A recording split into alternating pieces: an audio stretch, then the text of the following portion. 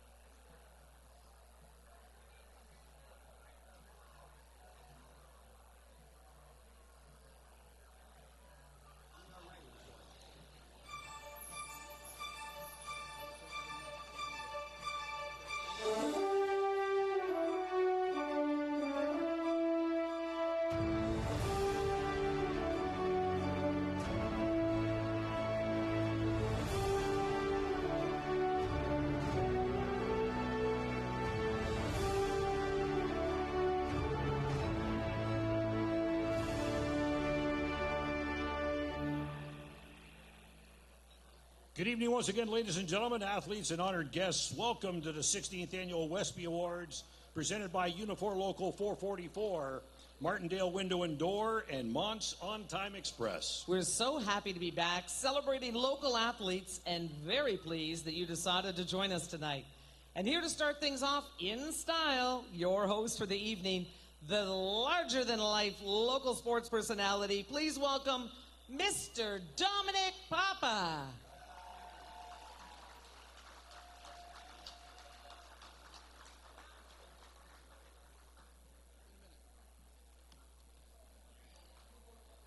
Hello. Sorry I was late for the party. Apologize. Let me just make a little room here. What a great night is going to unfold here. First, thank you to everybody that's here. Another close to record-breaking crowd. So humbled by that. Of course, there's a lot of special people in here tonight. All of our presenting partners, some invited guests that are here tonight. And of course, there's a guy that used to throw a ball pretty good. Mr. Jack Morris is in the house with us tonight. Yeah, give Jack a hand. Great to be back. We missed this. I can tell you, my selection committee and my organizing committee, we were chomping at the bit. We tried to pull it together about a year and a half ago, but still wasn't enough sports going on. And first opportunity when all the teams returned, we got together and said, okay, let's make this happen. Let's get the WESPY Awards going, and let's have some fun with this. We all know that this is the best. It's not even close, folks. It's the best sports community in all of Canada. Hands down. Hands down. I want to just let you know that these awards are from the fall of 2021 to the fall of 2022, basically. So if you hear something that doesn't make sense to you, just go back to those seasons. And that's where the nominees are coming from for this particular ceremony. Okay? Of course, I want to thank the folks at Unifor. Again, great partners. Appreciate all your support, as always. Who else is here tonight? Martindale Window and Door. He has to put up with my brother. But certainly thank him for his help. And, of course, there's just a lot of special people. Just tremendous support. And can't thank you enough for that. You guys keep this thing alive and keep it growing. Set looks pretty good tonight. Not bad. Give a shout out to Mario Ricci back there. Paul Benventry over here. Those guys were here with me all night last night until about 11 o'clock putting this thing together. So it doesn't happen overnight. Trust me, folks. This is a lot of work. A lot of great people. You see a lot of my organizing committee running around. They work so hard. Please give them a round of applause.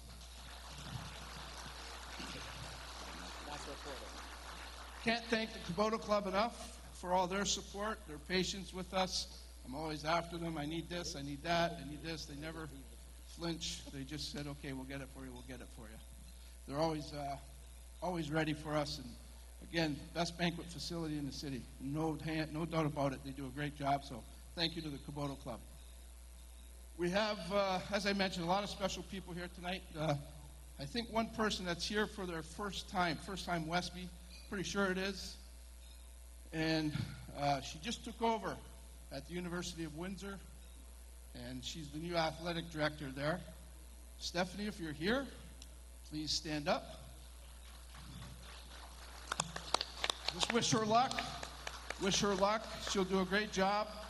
She took over from Mike Havey. Of course, Mike had a tremendous career at the university, and we certainly thank Mike for all of his years of service with the Lancers and what he helped create there. So if you haven't been by the university lately, their new Toldo Center is up and running. It's a fabulous building.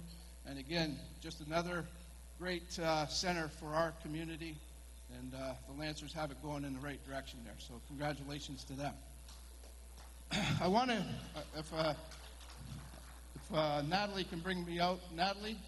Hey, Natalie. Natalie? Come here. Bring out a plaque for me. Another person I want to send her out, and she's probably going to get upset with me, but I don't care. She has worked tirelessly at St. Clair College. Not you, no. You work tirelessly here. So, and you do a great job. Natalie does a great job every year for us. So, yes, give Natalie a round of applause. Christy Gatto, though. Christy Gatto's retiring.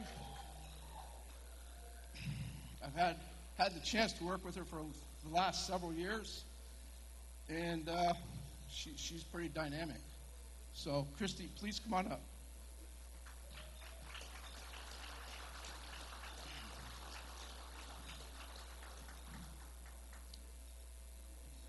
She's finally retiring. We tried hard not to let her, but she's earned it. So we're going to give Christy a plaque just to commemorate it.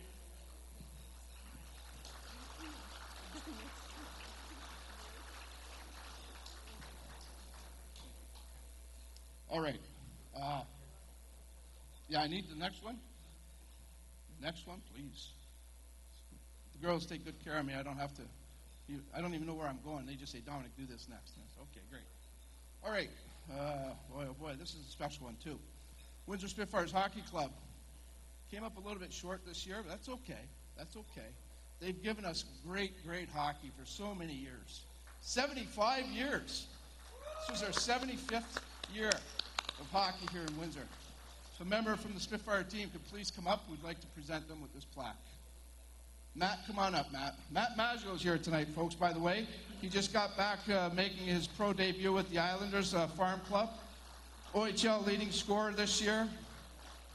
He's going to win a few more awards. And great representative for the team. Thank you. Awesome. Thanks, Matt. All right. I bet you he's not here because he's always late. But he'll be here. Is Dardis Willis in the house? See, everybody's like, yeah, all right, for sure. Is that Dardis back there? The Windsor Express basketball team. 10 years for them this year. And that's a lot of hard work. They took this right from off the ground and made this thing happen. They work incredibly hard in our community. They get involved with a lot of community events, and they play a pretty good brand of professional basketball. Dardis, come on up, please. We'd like to pay tribute to you.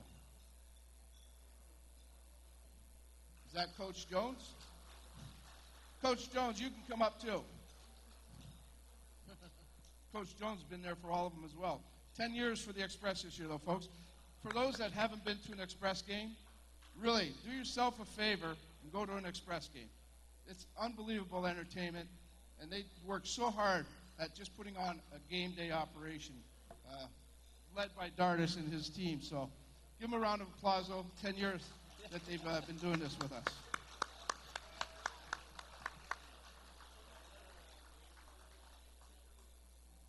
Dardis is chewing a chicken wing right now. So. I know I did. Coach, how are you? Give these guys a round of applause.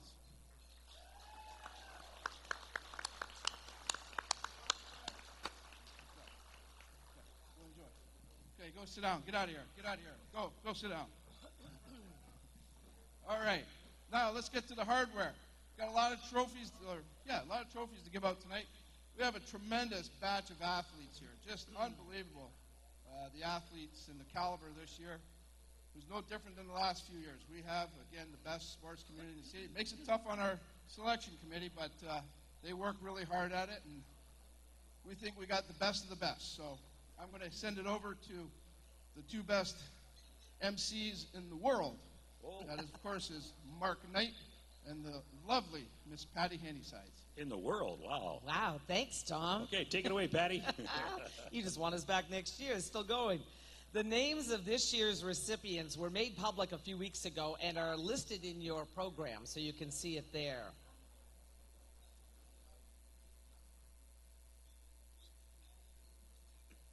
Female Volunteer of the Year. The Nobby Knudsen Female Volunteer of the Year. Patty Kell.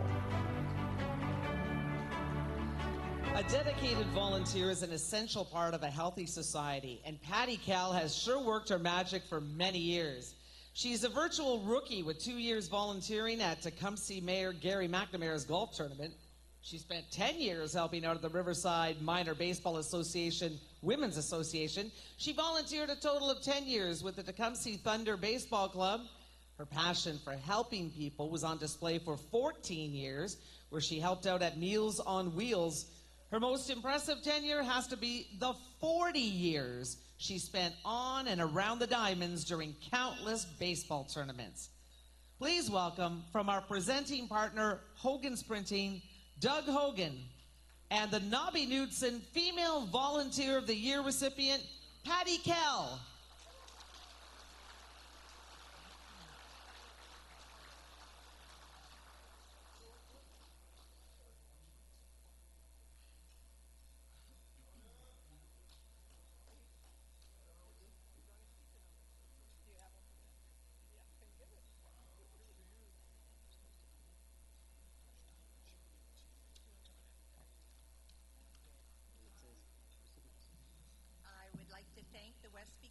For this Nobby Knudsen Volunteer of the Year Award.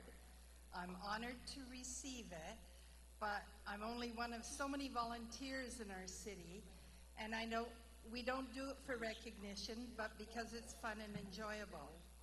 I'm looking forward to helping out at any events when needed this summer, including the U11 Provincial Championships being hosted by Riverside, and in 2024, the Senior Men's National Championships being hosted by the Tecumseh Thunder.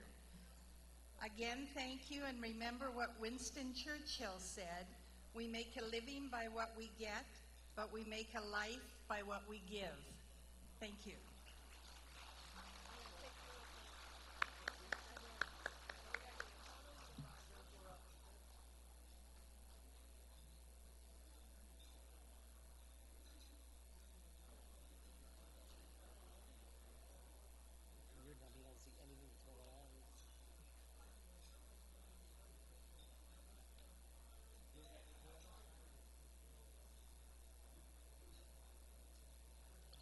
And now for the male volunteer.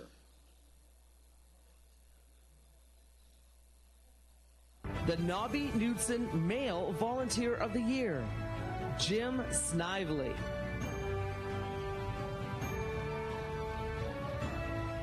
Jimmy Pop Snively is 88 years young. He's been married to his wife Arlene for 69 years. They have 3 children, 8 grandchildren, and 8 great-grandchildren.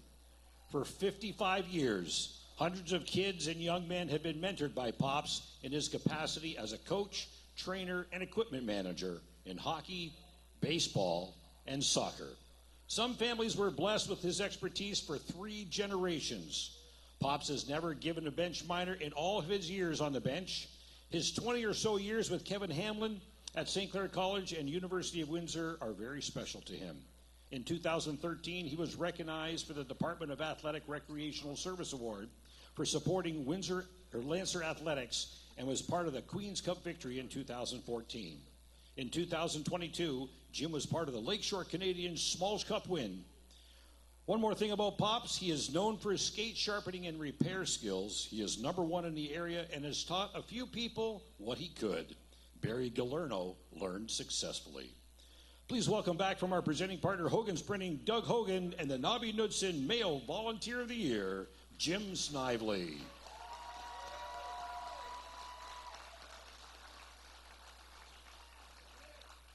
Well, I'm not very good at this kind of stuff, but I want to thank the WESPY Award people. This is a great honor for me, especially at this stage of my life. And I want to thank my wife of 69 years for letting me go about and do what I did. And I just want to thank all the parents that let me coach all their kids.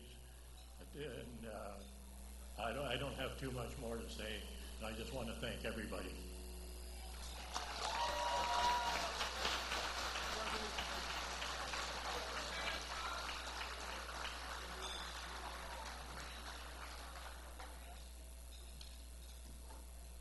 Next up are the Male and Female Legacy Award recipients. Dom?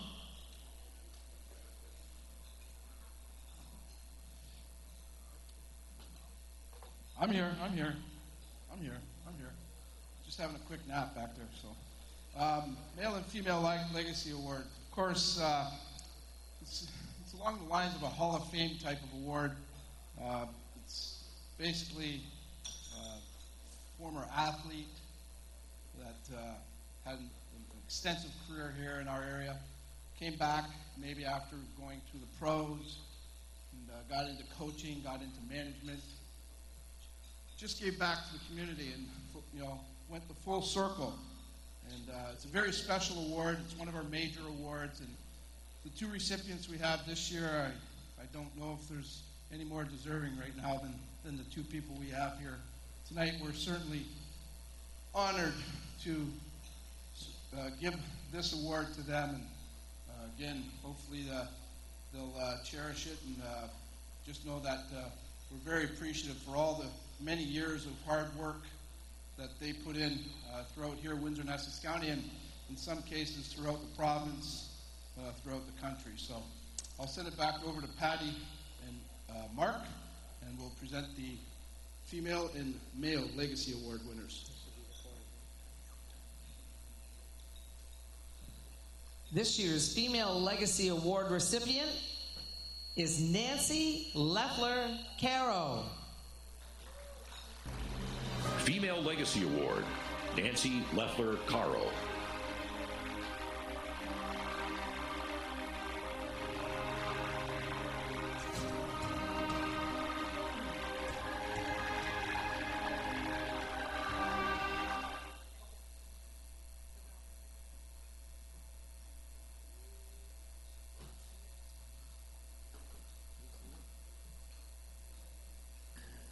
I'm honored to receive this award alongside such incredible past recipients. But the honor goes to Jehovah God. Well, I have nothing that He hasn't given me. It takes many people to create an athlete. My sports journey started at the age of 4. And thanks to my mom and dad who introduced me to sports and music, the two loves of my life. Both were musicians and athletes. They never pushed me. Sometimes I need to be pulled back a bit. Being involved in sports as a girl during that time I was growing up was difficult. The phrase, "you can't play because you're a girl," was quite common, or "you can't do that, you're a girl." Instead of being deflated by those comments, it just lit a fire in me, and I would work harder to be better. When I reflect back on my sports journey, I would like to thank all my teammates, opponents, all the players I've been privileged to work with as a coach, all the coaches I've worked with, everyone that I've met and worked with in the sports field. They all helped me to grow as an athlete and coach. I'd like to thank some very special people who influenced me. My brother Ken, who spent time playing catch with me when I was a kid. My Aunt Marjorie Nicholson, who introduced me to the wonderful game of tennis, and who has remained one of my coaches throughout my career. Coach Baldwin from Massey, who was my cross-country coach, who helped me to grow my love for running. Coach Conrad from Massey, who encouraged me to grow as a soccer player. I had the privilege of playing on the first girls soccer team in the Windsor-Essex County area. Coach Curtin from Massey, who was my basketball coach, who allowed me to grow in my basketball skills alongside teammates Misty Thomas, Tricia Hyland, and Tricia Blue. It was such an amazing team to be part of, winning Western Swassa 4 years in a row as a junior and senior player, with a 3rd place finish and 2 second place finishes in OSSA. Coach Carol Laddiser from Riverside Baseball, who encouraged me to grow my baseball skills and supported me while changing from a right-handed player to a left-handed catcher, then eventually being a left-handed outfielder, a position I loved. Coach Doug Queen from St. Clair College, who helped me to grow in tennis and badminton at college to progress to the next level. Edith Heyman, who encouraged me to continue to grow my skills as a badminton player and coach. Coach Mike Brown from New York, who believed in me as a tennis player and helped me to continue to work hard and reach my goals while on the WTA Tour. Also, the Windsor-Essex County communities, who through their programming allowed me to be introduced and grow in my sports. When I look at how far sports for girls and women have come since I was a kid, it's just amazing to see and be part of. I'm so proud of our community who help continue to grow sports for everyone. One of the most important persons in my life, my husband Leo, who has been by my side through all my ups and downs. He continues to inspire me every day. Also to Dominic and the WESPY Committee for being considered for this award. I will continue my journey in sports as an athlete and coach until my last breath. Thank you all so much. Please welcome from our presenting partners, Lucier Glove and Safety and Hotham Building Materials, Jim Lucier and Andrea Hotham, to join this year's Female Legacy Award recipient, Nancy Leffler-Caro.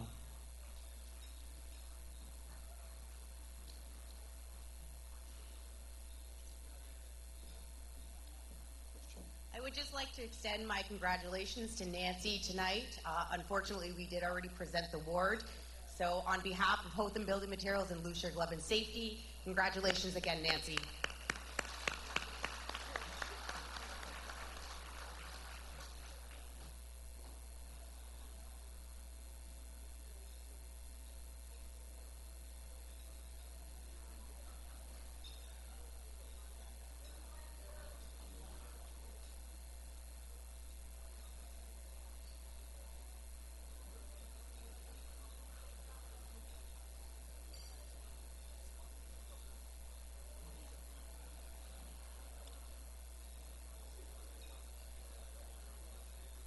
And now for the males.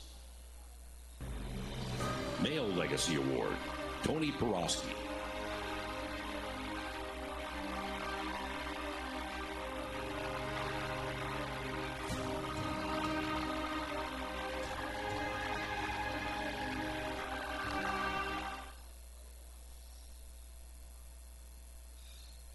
Hello, everybody. I hope everybody's having a good night. I'd like to start off by thanking Dom for all the work he's done throughout the years, besides just tonight, covering local sports. He's just done a great job for our area. All the people involved in the WESPYs, thank you so much. I'm very grateful for this award. Now the people who are helped me be responsible, that are responsible for this award, the coaches that I've coached with throughout the years, who were friends, remain friends, general managers, the dressing room staff, the trainers, the board members, the ownership, all of you, thank you so much. We had a lot of fun throughout the years, and you're a big reason why I'm standing here receiving this award this evening. The most important of the players, I'm very fortunate throughout the years to have just some great kids come in as kids, left as young men, but just a super group. And I believe teams and organizations are measured by wins and losses. And my guys, they won a whole lot more than they lost. We had some great years because of them.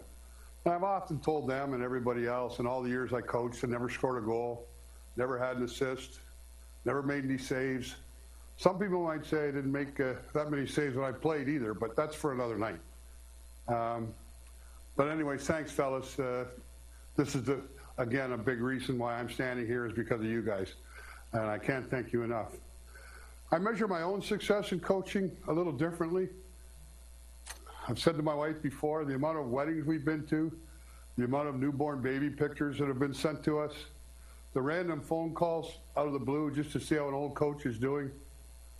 When those things happen, I look at my wife a lot and say, you know what? Maybe I did something right over the years. So for that, again, I thank you so much. My family, I met this girl 46 years ago. She was crazy enough to marry me. We ended up having 3 kids. We split the parenting duties right down the middle, 80-20. But the kids, my son, Jordy, my 2 daughters, Jessie and Jolynn, are here this evening. They were very involved in sports. and also all three of them graduated from the University of Windsor. And in the midst of all that, I was coaching 4 or 5 nights a week. So you can imagine how crazy the household was. But my wife, being the trooper that she is, made sure they were never late for practice. They were never late for a game.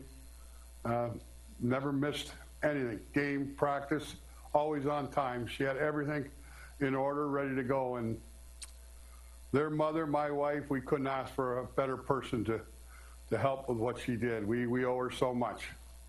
And my kids, Jordy, Jesse, and Jolette, again, the greatest thing you've ever done is give your mother and myself 5 of the greatest grandchildren in the world. Thank you so much for that. And in closing, I'm going to borrow a quote from the legendary Lou Gehrig. I consider myself the happiest man on the face of the earth. Thanks a lot. Enjoy the evening. Please welcome from our presenting partner, Unifor Local 444, Daryl Desjarlais, along with Dave Perpich.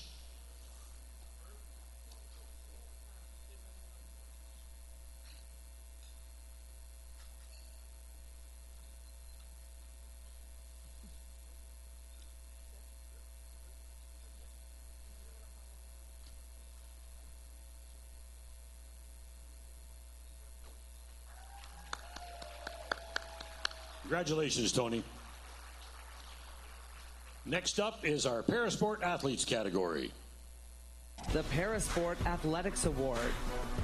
John Aslin, Rose City Riot. Michael Beret, Windsor Ice Bolts. Julia Lane, Windsor Aquatic Club. Please welcome from our presenting partner, Windsor Essex Catholic District School Board, Stephen Fields. Thanks, Patty. So at the Windsor Essex Catholic District School Board, we take the notion of inclusion very seriously, and we strive very hard to make sure that we're providing equitable access of opportunity to our students every single day. So that's why sponsoring the Parasport Athlete of the Year Award is so important to us. And we just wanted to offer our congratulations, heartfelt congratulations to all the nominees. And this year's recipient is Julia Lane of the Windsor Aquatic Club.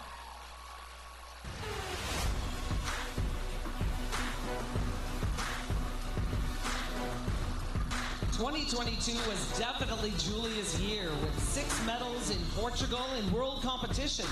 She placed 3rd overall in the world on her way to setting 2 world records in 50-meter and 100-meter butterfly. Julia Lane, Parasport Athlete, 16th Annual WESPY Award recipient.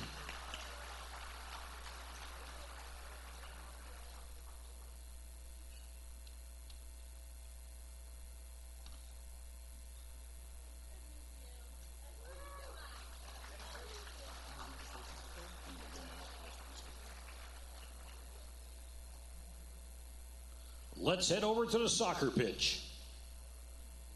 The Soccer Award, female. Aliyah Fadul, Sandwich Secondary. Lauren Gellner, University of Windsor Lancers. Kaylin Robertson, University of Windsor Lancers. Soccer Award, male. Bastian Aguilera, St. Clair College Saints. Riley Drakulik, St. Clair College Saints. Devin Hernandez, University of Windsor Lancers. Please welcome from our presenting partner, NBL LLP, Angelo Battisti.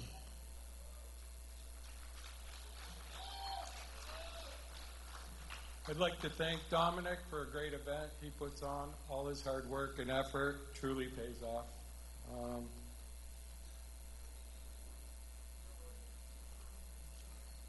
And the female recipient, Aliyah Fadul.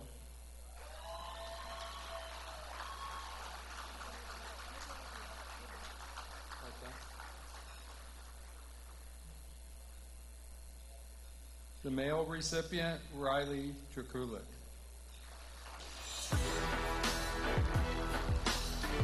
Aliyah captained the Sabres team all the way to the OFSA playoffs, where she scored 3 goals. She was invited to the Canada Under-20 tryouts and has secured a scholarship to Georgia State. Riley was a midfielder at St. Clair College, where he was an OCAA All-Star. He played in 10 games, scoring 8 goals. He also plays for Windsor FC. Alia Fadul and Riley DeKerlik, soccer 16th Annual WESPY Award recipients.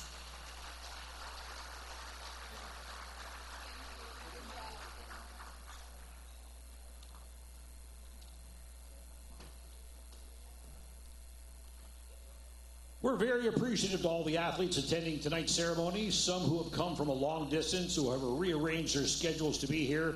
Thank you for making the 16th Annual WESPY Awards the premier awards show in Windsor, Essex. We'll be right back to the 16th Annual WESPY Awards, sponsored in part by Viewpoint Wineries, Copycat Printing, and Forget Me Not Flower Boutique.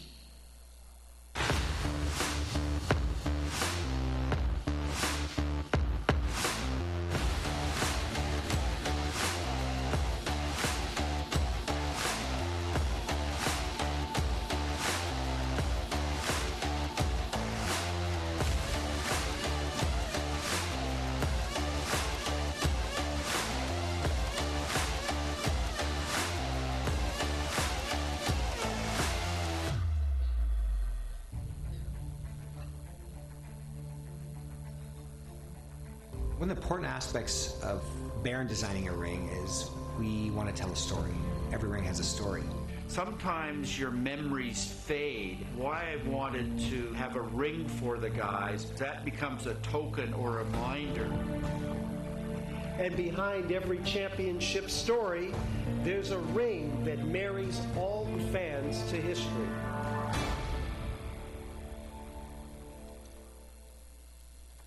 Hey everyone, how you doing? It's Dave Cassidy here, president of Unifor Local 444.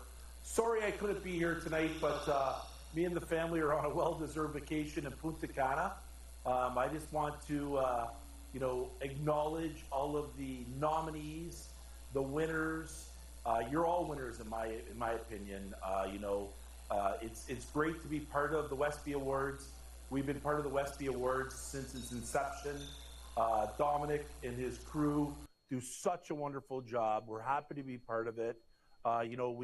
Things have been going well, turning around here in the city for us with the manufacturing, Windsor Assembly Plant, the casino, the battery electric vehicle, the new plant coming.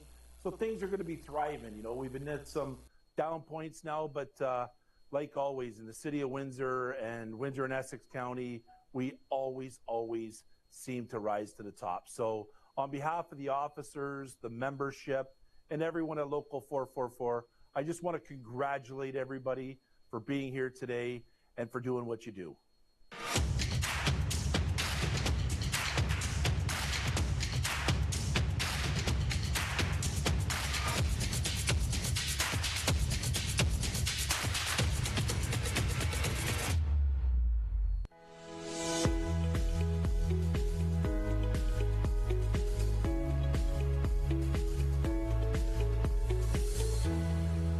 Welcome back to the 16th Annual WESPY Awards, sponsored in part by the Trophy Boys, AM 800 CKLW, and Lucier Glove and Safety. Please welcome to the stage from Lucier Glove and Safety, James Lucier.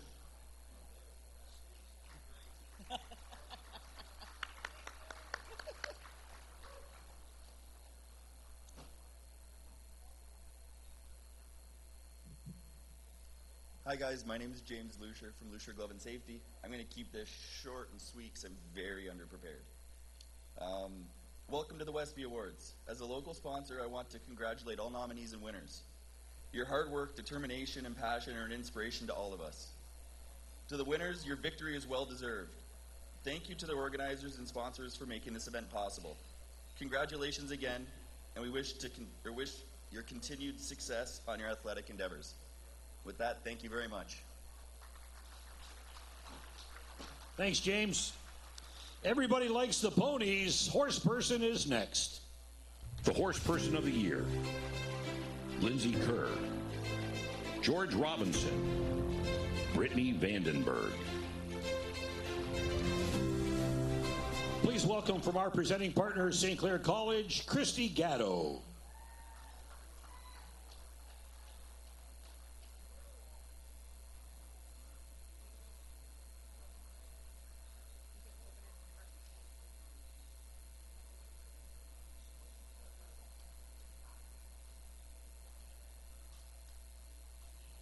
the female recipient is Brittany Vandenberg.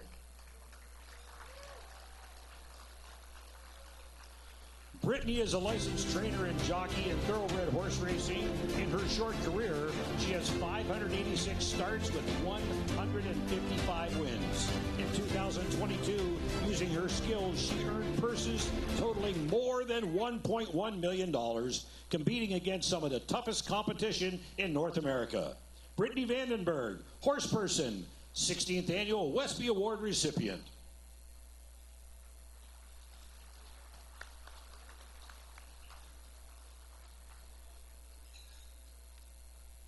Now, We'll gymnastics. make sure Brittany gets her award. Thank you.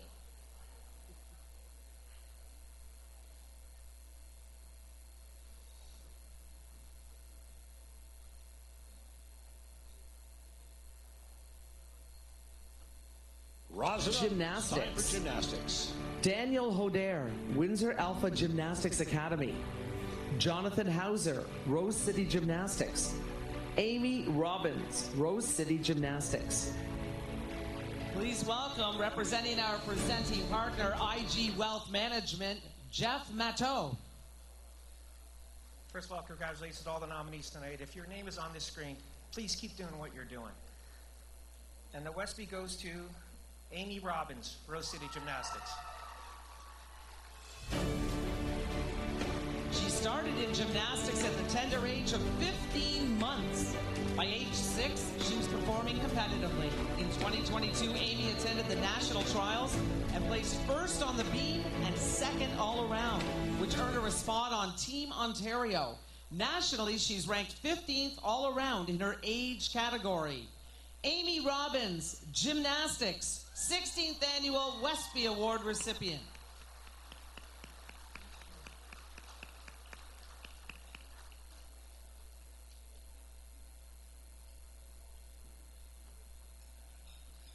Time for toe loops and double axels. Figure skating's up next.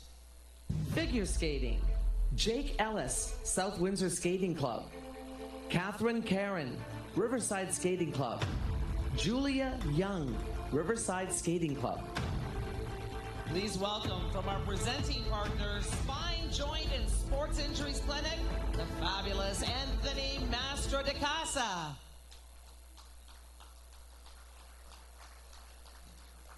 Congratulations, Dominic, for a beautiful night. Congratulations to the WESPY staff. Great party. And the winner is Catherine Karen.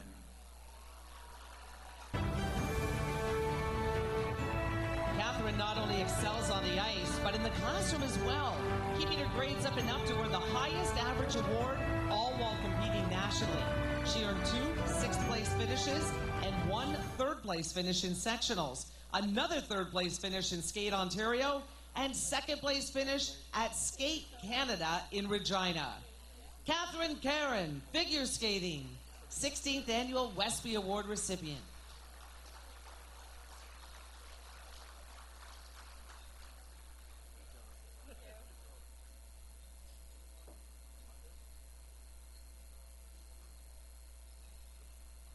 Grab your clubs. Golf is next. The Golf Award, female. Vanessa Artavini, Roseland Golf Club. Shannon Coffey, Roseland Golf Club. Jasmine Lee, Kingsville Golf and Country Club. Golf Award, male. James Hill, Essex Golf and Country Club. Alec Morrow, Essex Golf and Country Club. Nicholas Tanovich, Beach Grove Golf and Country Club, University of Windsor Lancers. Please welcome from our presenting partner, Pinnacle Plus Realty Limited, Eddie Azar. Hello, everyone. Dom, again, great night, great event that you always put on. The last time we did this, the Leafs were playing a couple of years ago, and I asked you then if you can make sure that the next time you do this, the Leafs aren't playing. So we all know you have connections. You reach out to Gary Bettman, and you make sure that the Leafs play on Thursday instead of Wednesday. So thank you very much. The female recipient is Vanessa Arduni from Roseland. And the male recipient is Nicholas Tanovich from Beach Grove, University of Lancers. every single year. Vanessa was the Jameson Golf Tour Junior overall winner. She shot a pair of 81s at the Waterloo Invitational, and while playing at the University of Windsor, she tied for 18th at the OUA Golf Championships. Nicholas started all 5 available events and led his team in scoring 4 of 5 events. He posted 4 top 10 finishes at the OUA Championship and just missed the cut in the Ontario Amateur. Vanessa Artavini and Nicholas Tenovich, golf 16th Annual WESPY Award recipients.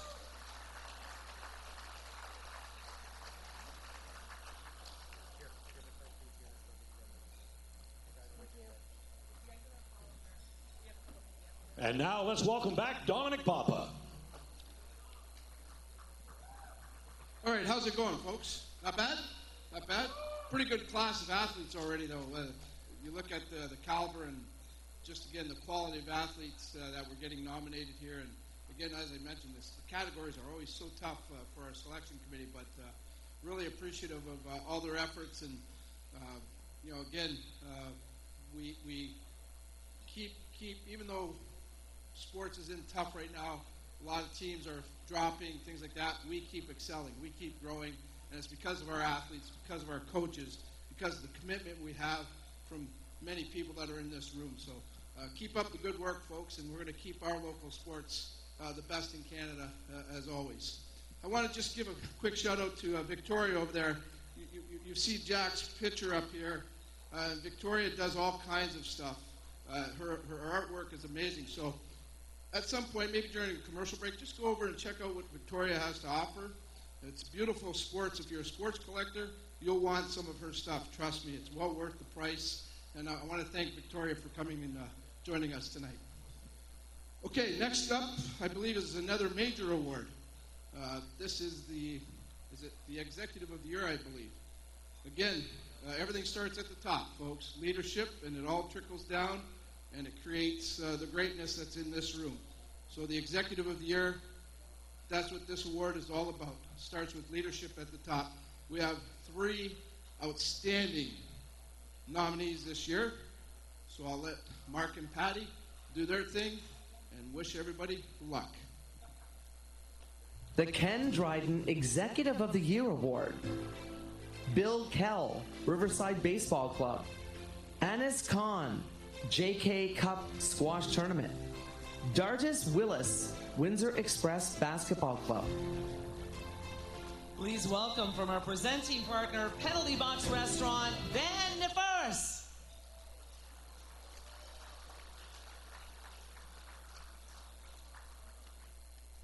First of all, I would like to thank Dom for the great job he does every year. And I hope I don't mess up the name here. The winner of this award is Anis Khan.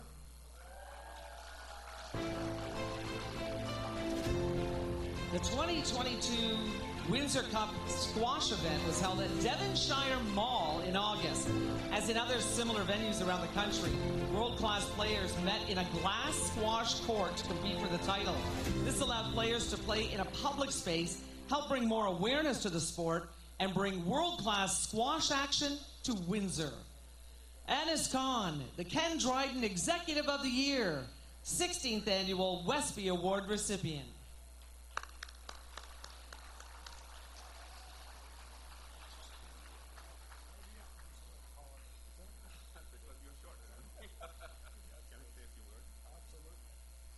Hello. Well, somebody on that table told me, make sure you have a speech ready. And I was actually not at all ready. When I saw everyone getting the award without a speech, I was so relieved. But anyways, not too many of you probably are aware what this sport is all about, squash. It's not a vegetable, truly. It's a racquetball sport. I used to carry the squash gear with me across the border for almost not 30 years. One day when I was crossing the border, the officer on the US side asked me, "Sir, anything to declare?" I said, "I have my squash gear with me." "Oh no, I have to send you inside. You know, vegetables are not allowed." He said, "No, this is not a vegetable, it's a racquetball sport." And he said, okay, I'm not aware of this sport. I'll do some Google search, which he did. He let me go. A week later, again when I was crossing the border, same officer said, I've done my research and I know a lot about this sport now. And your last name is Khan, and the person who was the 10-time British Open champion and world record for about 10 times was also Khan. Do you have any relationship with him? And I said, none. And he said, well, he was supposed to be the fittest man on the planet. I didn't know about that at that time, that's what he was called, the fittest man on the planet. So I went back, did some Google search, and I said yes. And that was my dream, that one day I'll invite the fittest man on the planet back then in the 80s to come and host an event here. We named J.K. Jahangir Khan Windsor City Open Tournament in August last year, and he was the guest appearance for us, and that was when my dream came true, but it wouldn't have been possible had I not been privileged to have the marvelous people working for this cause. Craig Guthrie, Hannah Guthrie, Carrie, Bharat, all of you, can you please stand on the stand and show yourself? Big round of applause for them, please. Nadeem Izar is not here. He was also one of the masterminds, and sorry I'm taking a little while, but I need to acknowledge all these people, those who are behind the show, and so many sponsors. If I start listing the sponsors, I tell you it will take a long time and you'll be all bored, but I appreciate everyone who has put the efforts behind it, and hopefully we will be able to do it this year as well. Thanks a lot.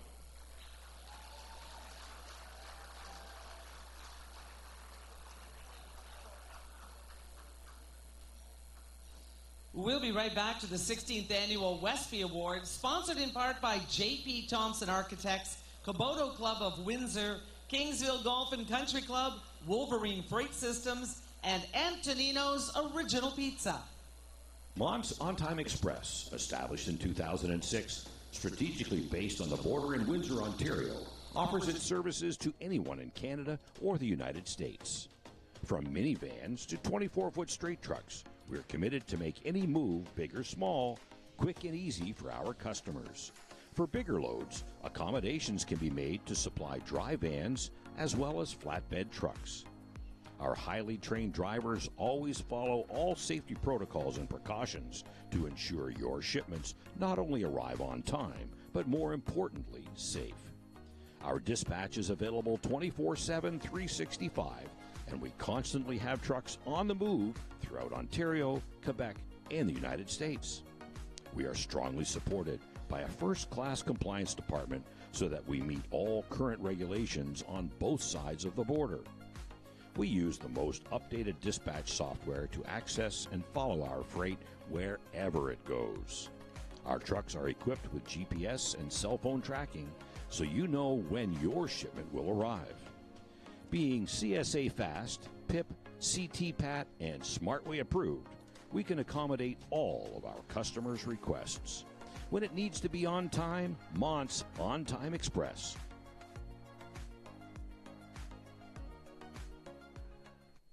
Good evening, my WESPY friends. Trevor LeDrew here from IG Wealth Management.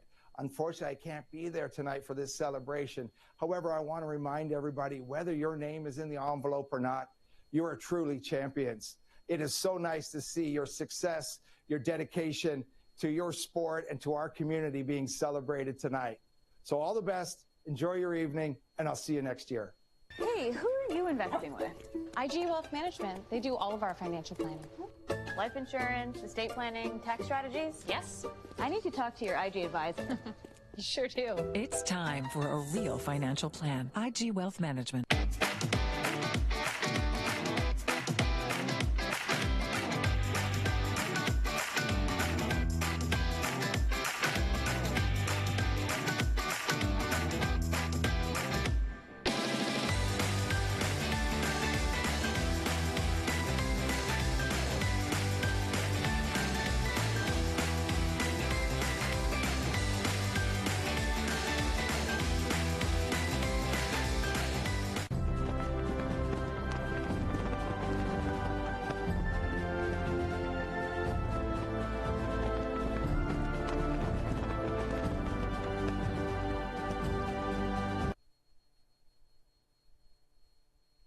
the 16th Annual WESPY Award, sponsored in part by Gyros and More, Good Time Charlie, Shoppers Drug Mart LaSalle, Bob Riem Sports, WMHA AAA Zone, and Hotham Building Materials. Please welcome to the stage, from Hotham Building Materials, Charlie Hotham. Hey, Charlie. Thank you, Patty. I want to start by saying it's, uh-oh, the boss is coming up here. Uh-oh. That's not a good sign.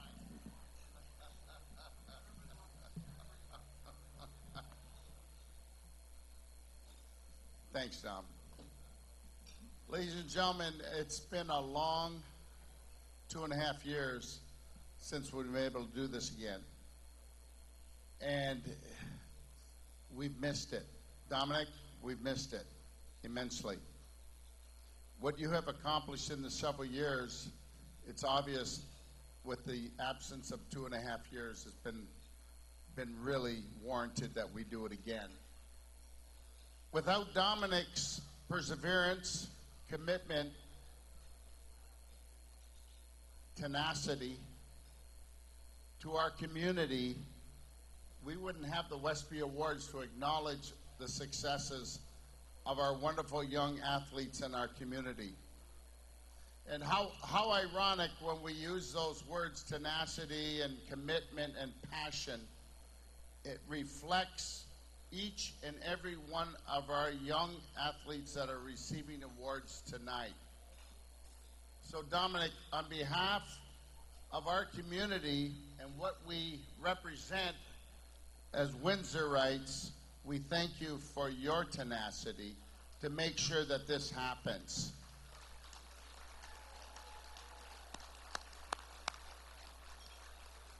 There's a tremendous amount of work that goes into this, Dominic, and this is not a simple task. And for you to continue to do this, and I know you've had your challenges in the last several years, so for you to continue to do this, it's obviously because you have a passion for our community. And we thank you for that tenacity. As far as Hotham Building Materials go, we are proud supporters of our community. And one of the things we are proud of, to be associated with the WESPY Awards. We thank you for what you do, and we're proud to be a member of the WESPY supporters. Thank you for what you do.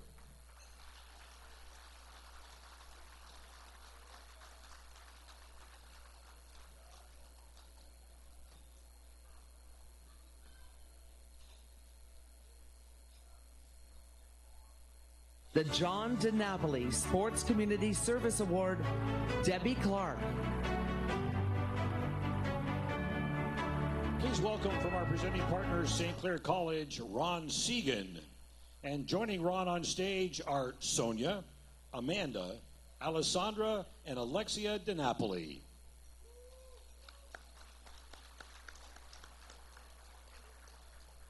Hi, my name is Amanda DiNapoli.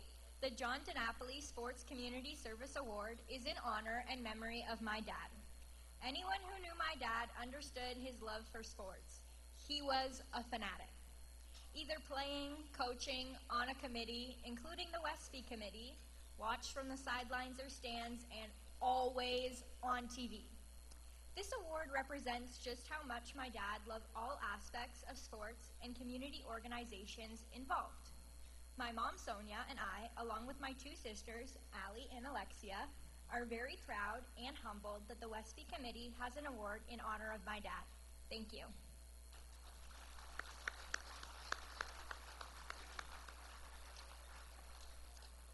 And the winner is Debbie Clark.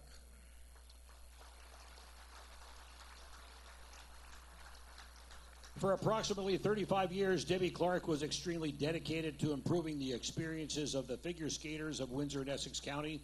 She started out as a board member of the Riverside Skating Club, where she served in many roles, including president.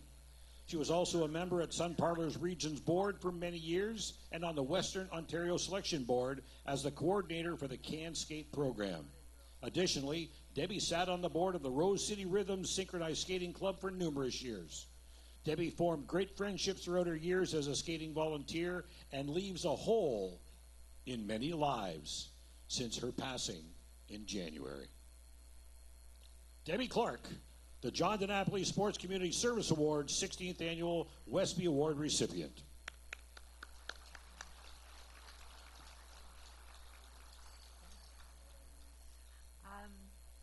I'm actually not Debbie Clark. Debbie is my mother. So we're accepting this award on her behalf. It's pretty ironic that she's winning a Sports Person of the Year award because she didn't have an athletic bone in her body. But she dedicated the better part of her life to advancing the sport of figure skating and dedicating her time to help make the experiences of the skaters in Windsor, Essex, southwestern Ontario, and also Canada better. So she would be extremely proud and grateful to be honored, and we're very honored that she won this award. Thank you.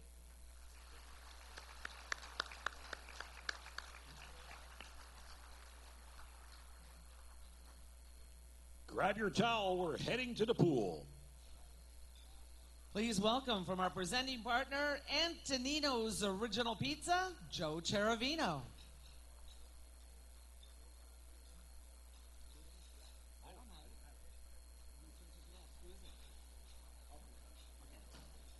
In place of Joe, welcome to the stage, Dom Papa. I'm not Dom Papa.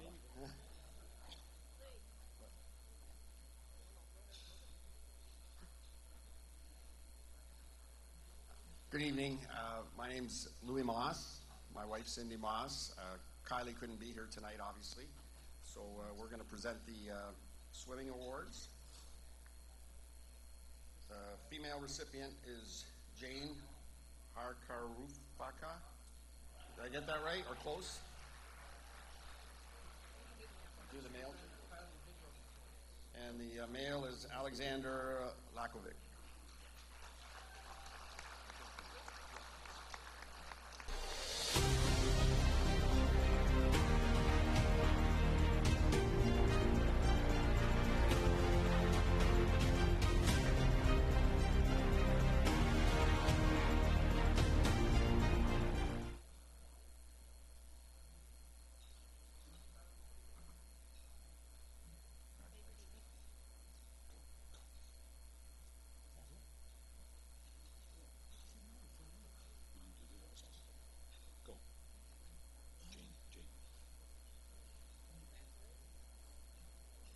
Jane placed 16th in the 100-meter butterfly at the Canadian Trials and 10th at the Canadian Junior Senior Championships. She holds 13 current club records, one open record at Riverside, and she is Riverside Women's MVP.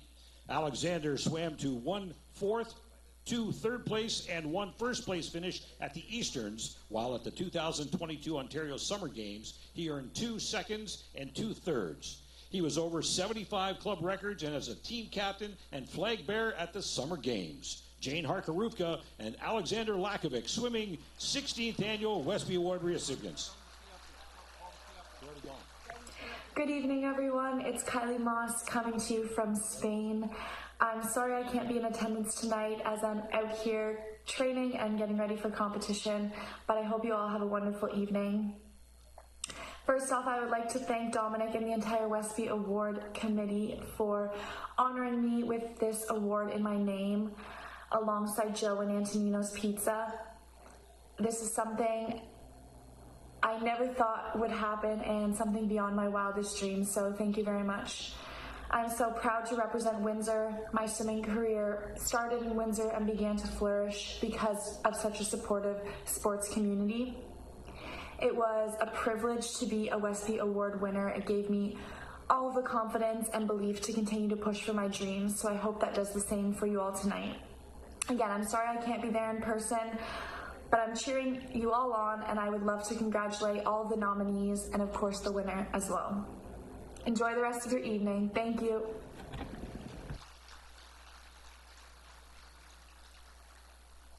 Let's continue on with the wrestling category.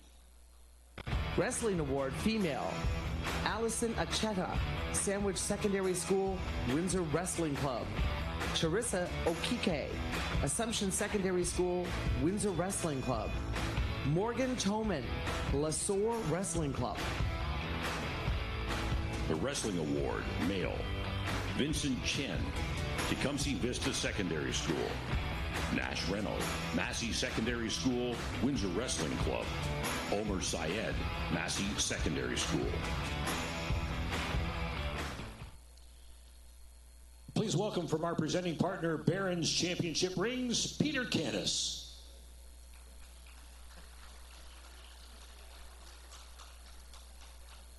Dominic, on behalf of Barron and my wonderful team at Barron, what amazing events. Again, a great job. I'm usually here with my partner in crime and my business partner and my sister, Drina. As most of you know who have kids, she's got kids, two girls in competitive sports, so she's busy tonight. So I brought the next best thing, her husband, Mike, who they've done a great job raising two amazing girls and two amazing athletes. Looking forward to seeing them down the road here. So for the winners of wrestling, for the female, Allison Acheto.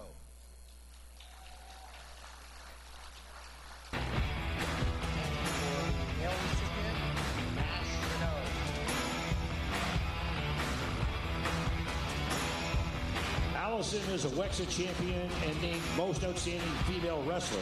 She is also an Ontario champion as well. Allison is the Dave Hawkins Scholarship Award winner.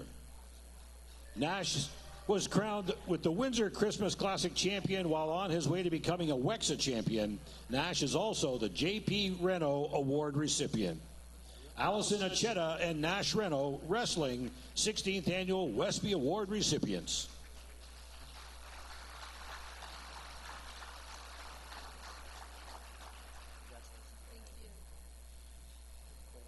Anybody want to play basketball?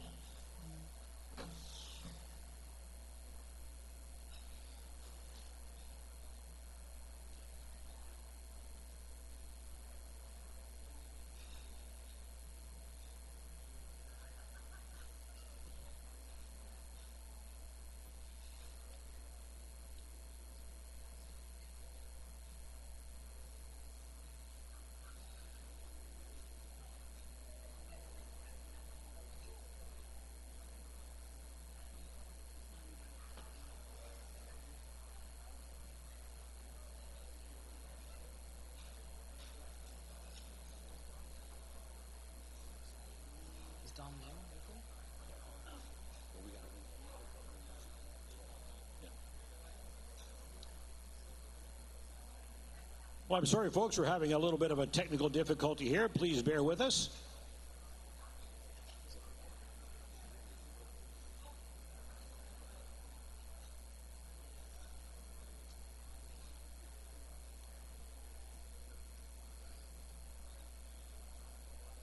Now might be a good time to let you know about the great partners we have with us here today. Victoria Butler is a great artist. She has a table along the side, and she has the Jack Morris portrait that's available as part of our 50-50 draw tonight. Make sure you spend some time over at Victoria's table. Barron Championships Rings, we're always proud to have Peter Canis and his group here to support our athletes, and you can stop by his table and have a look at some of the rings that he's produced. It's a great, great thing that he does here. And our 50-50 draw will be up in just a little bit.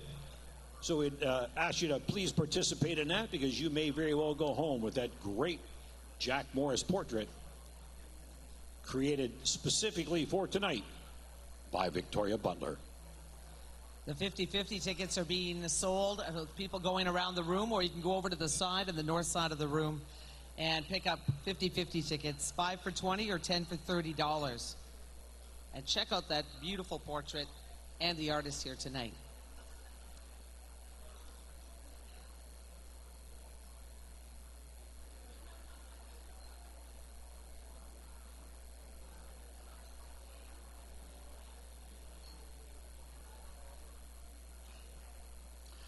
As well, if you haven't noticed, on each table there is a sheet of paper.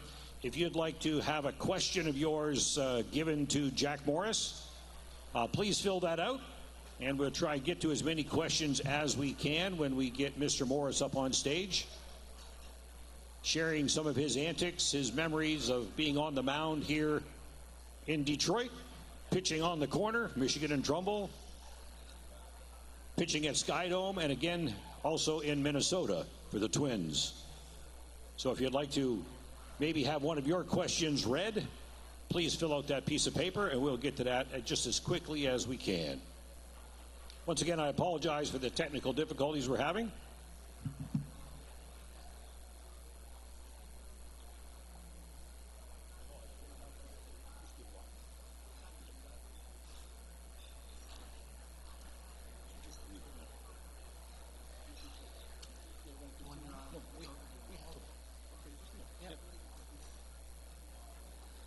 Moving on to the category of basketball. For female basketball.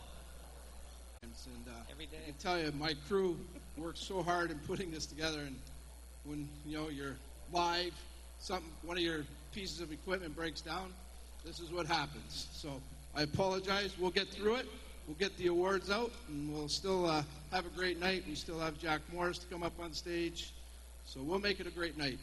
Please be patient, and thanks for the understanding. We're going to do a major award right now. Again, one that's very dear to a lot of us. Of course, we have our beloved captain, Mickey Reno. This award was created about 14 years ago already, and it was due to an unfortunate circumstance when our beloved captain, Mickey Reno, unexpectedly passed away. It's truly a great honor to have this award. And Mark and Jane Reno, Mickey's parents, unfortunately are not here with us tonight. They're usually at the event, but they had a trip that they couldn't get out of. But they always give a total blessing to this award, and they're always thrilled to present it. So we get to present it tonight, and we're thrilled to do that. So I'll send it back over to Patty and Mark. We'll get the nominees out, and we'll continue on with the WESPY. The Mickey Reno Captain's Leadership Award. Ben Assad, University of Windsor Lancers Hockey. Nick Domofsky, Essex Ravens Football, Bell River Secondary School Football. Dylan. Please welcome from our presenting partner, Windsor Minor Hockey Association and Windsor AAA Zone, Kip Van Kuren.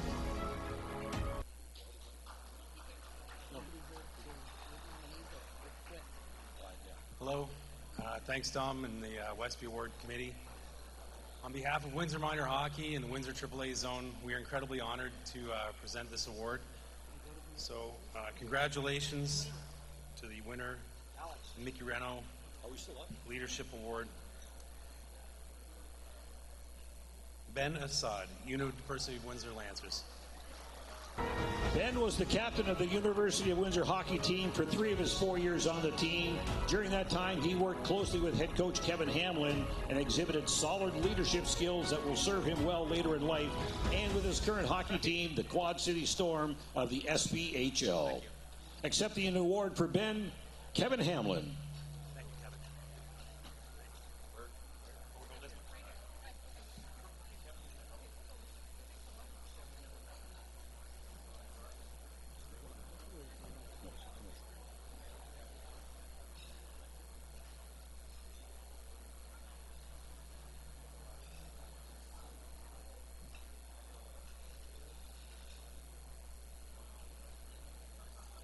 Ben Assad, the Mickey Reno Captain's Leadership Award, 16th Annual WESPY Award recipient. We'll be right back to the 16th Annual WESPY Award, sponsored in part by the Essex 73s Hockey Club, Healthy Creations, the Assist Group, and the Windsor Fast Pitch Softball Hall of Fame.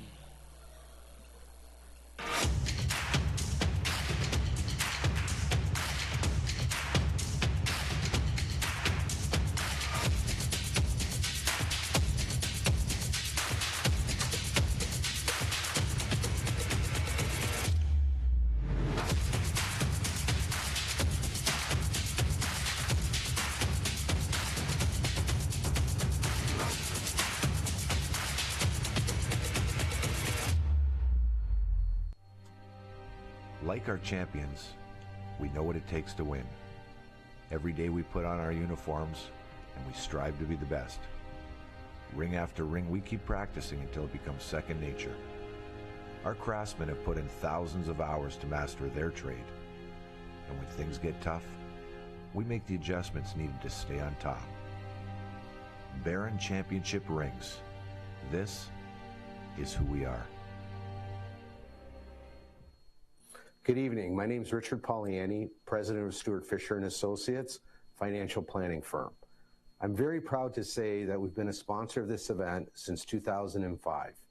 Dominic continues to put on this excellent event year after year for these exceptional athletes.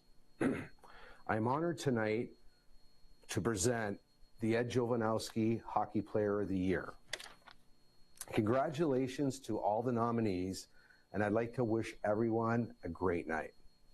Mont's On Time Express has all of your delivery needs covered with a fleet of 50 vehicles, including cargo and sprinter vans, along with 24-foot straight trucks. It doesn't matter if the freight is big or small. Mont's On Time Express can guarantee safe and prompt delivery service throughout Canada and the United States.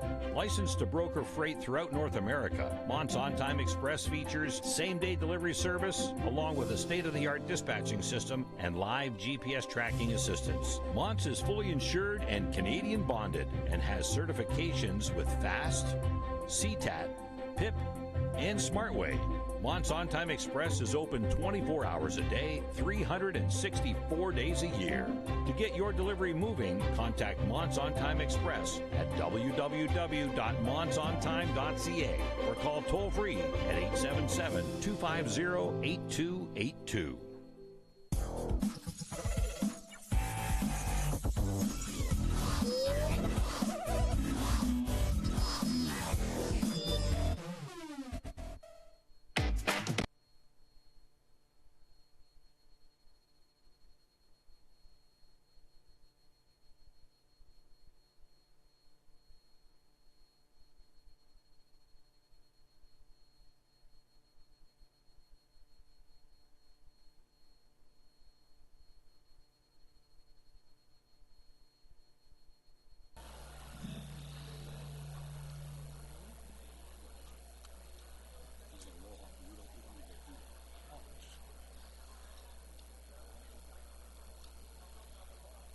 I don't know whether we're live or not anymore.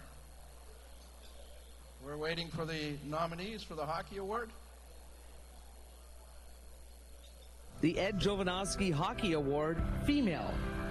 Ashley Mader, University of Windsor Lancers. Maggie Peterson, University of Windsor Lancers. Kristen Swiatoschek, University of Windsor Lancers.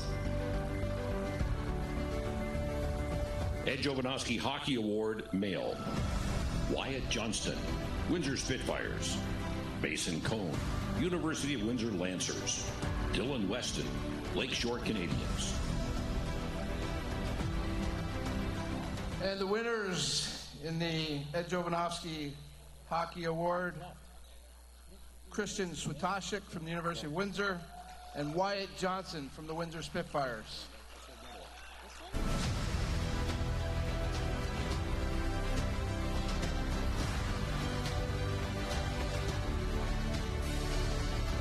Kristen is studying human kinetics at the university and is a goaltender on the Lancer team.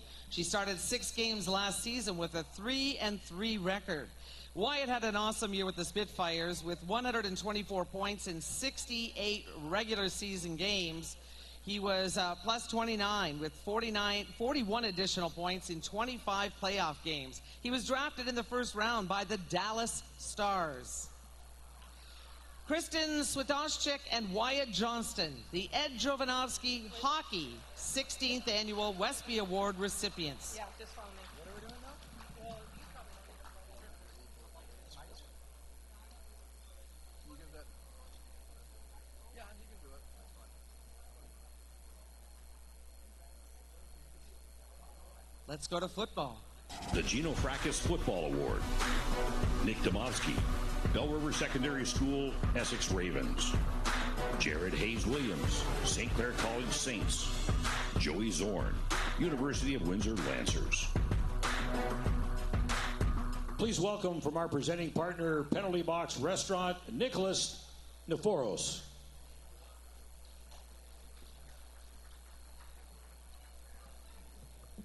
All right. I know there can only be one winner of this award, but I've had the pleasure of watching all three of these guys play football and represent three great teams and programs, and I can honestly say each of one of them could win this award on any night. So, but with saying that, there's one winner. Representing St. Clair Saints, Jared Hayes Williams. Jared was the number 2 rated player in the country coming into the season and did not disappoint. A CJFL record 14 receptions, OFC Offensive Player of the Game, OFC All-Star, CJFL First Team All-Canadian, and an undefeated regular season OFC Championship. Jared Hayes Williams, Gino Fracas Football, 16th Annual WESPY Award recipient.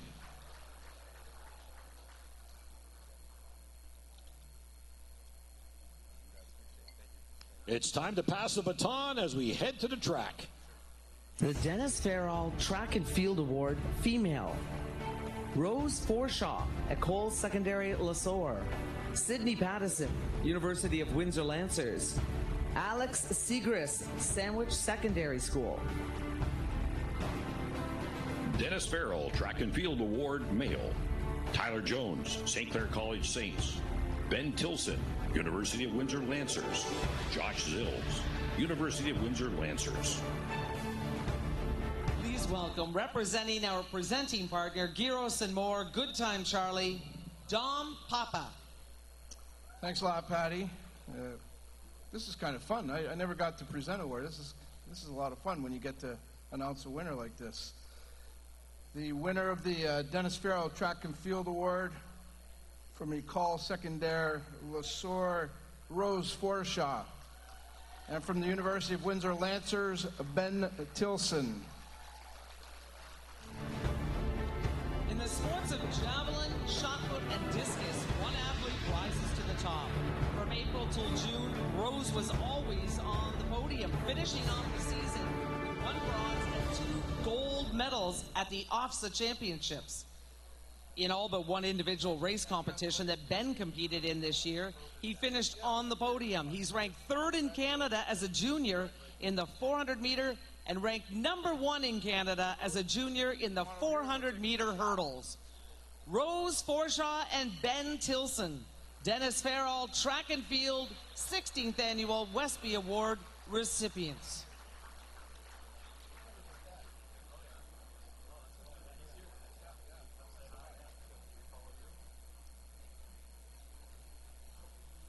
And at this time, I'd like to invite up Jeff Matteau to join Dominic Papa on the stage.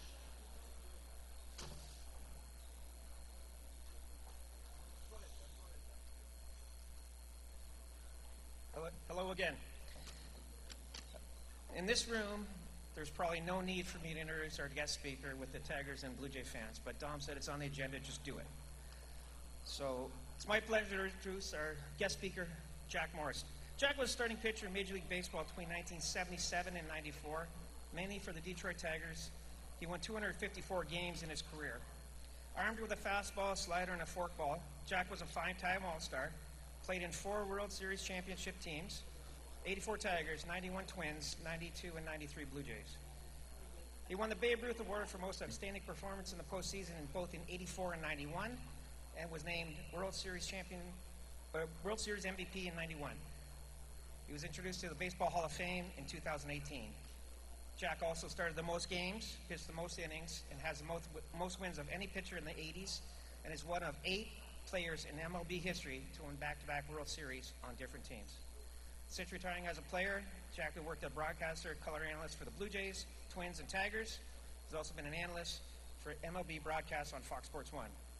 He's a father of 2 sons and is known for his love of hunting and fishing, especially in his native Minnesota.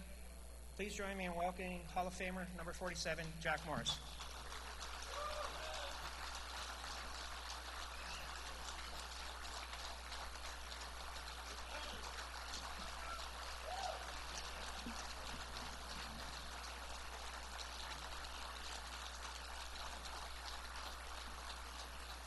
Mike. Thank you. Thank you.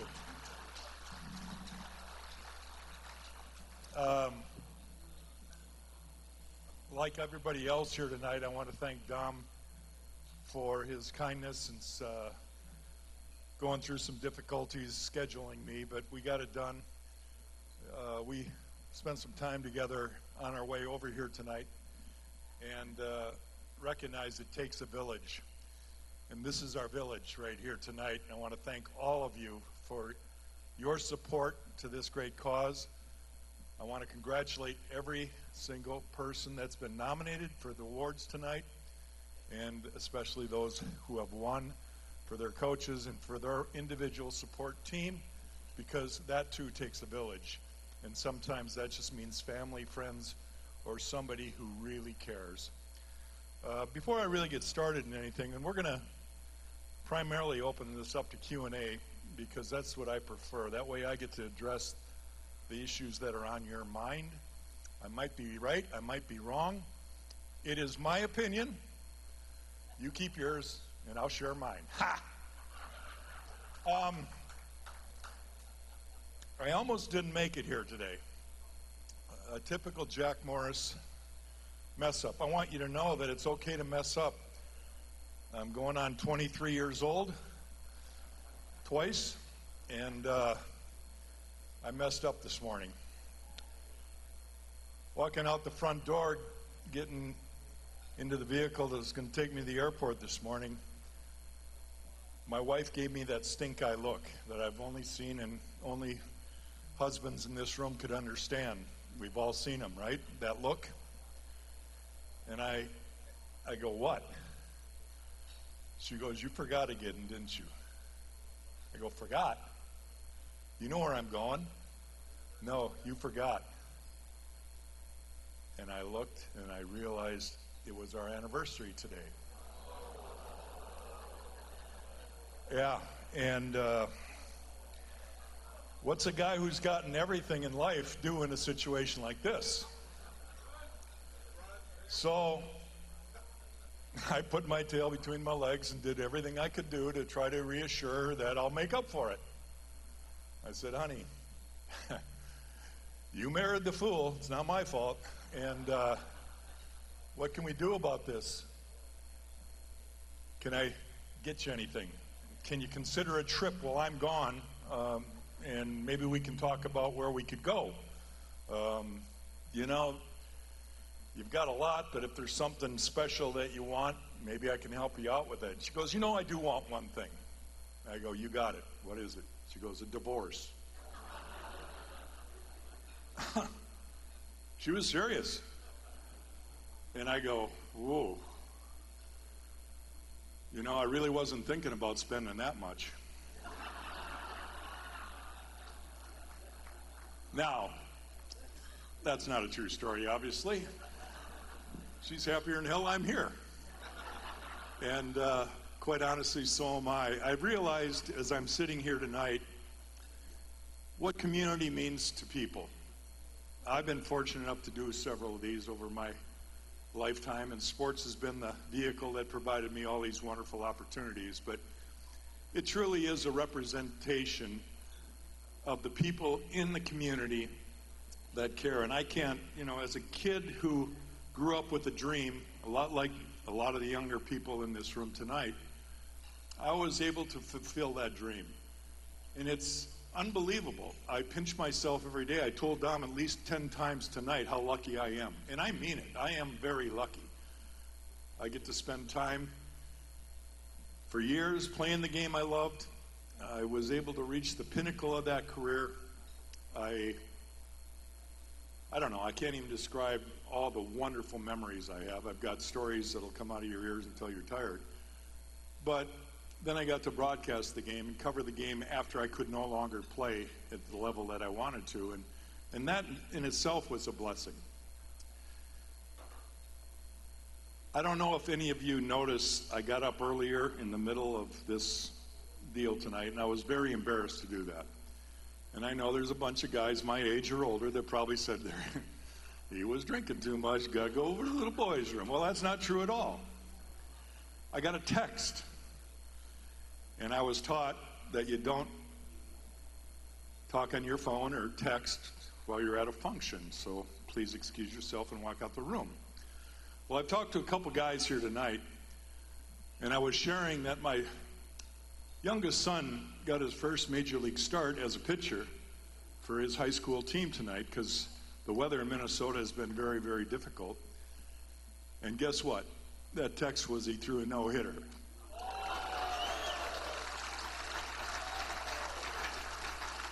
Now, if that doesn't make me the proudest SOB in this room, you can kiss my happy white side, okay? Because that is one cool thing. I've accomplished a ton. I am so happy for him because of what he's had to persevere. And that is the coolest thing.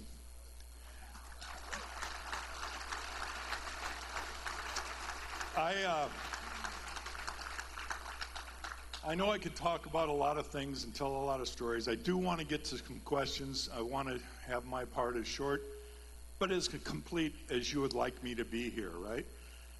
And some of the things that really hit home to me as I'm listening, and I've been to these events, is what separates a great athlete? What's the difference between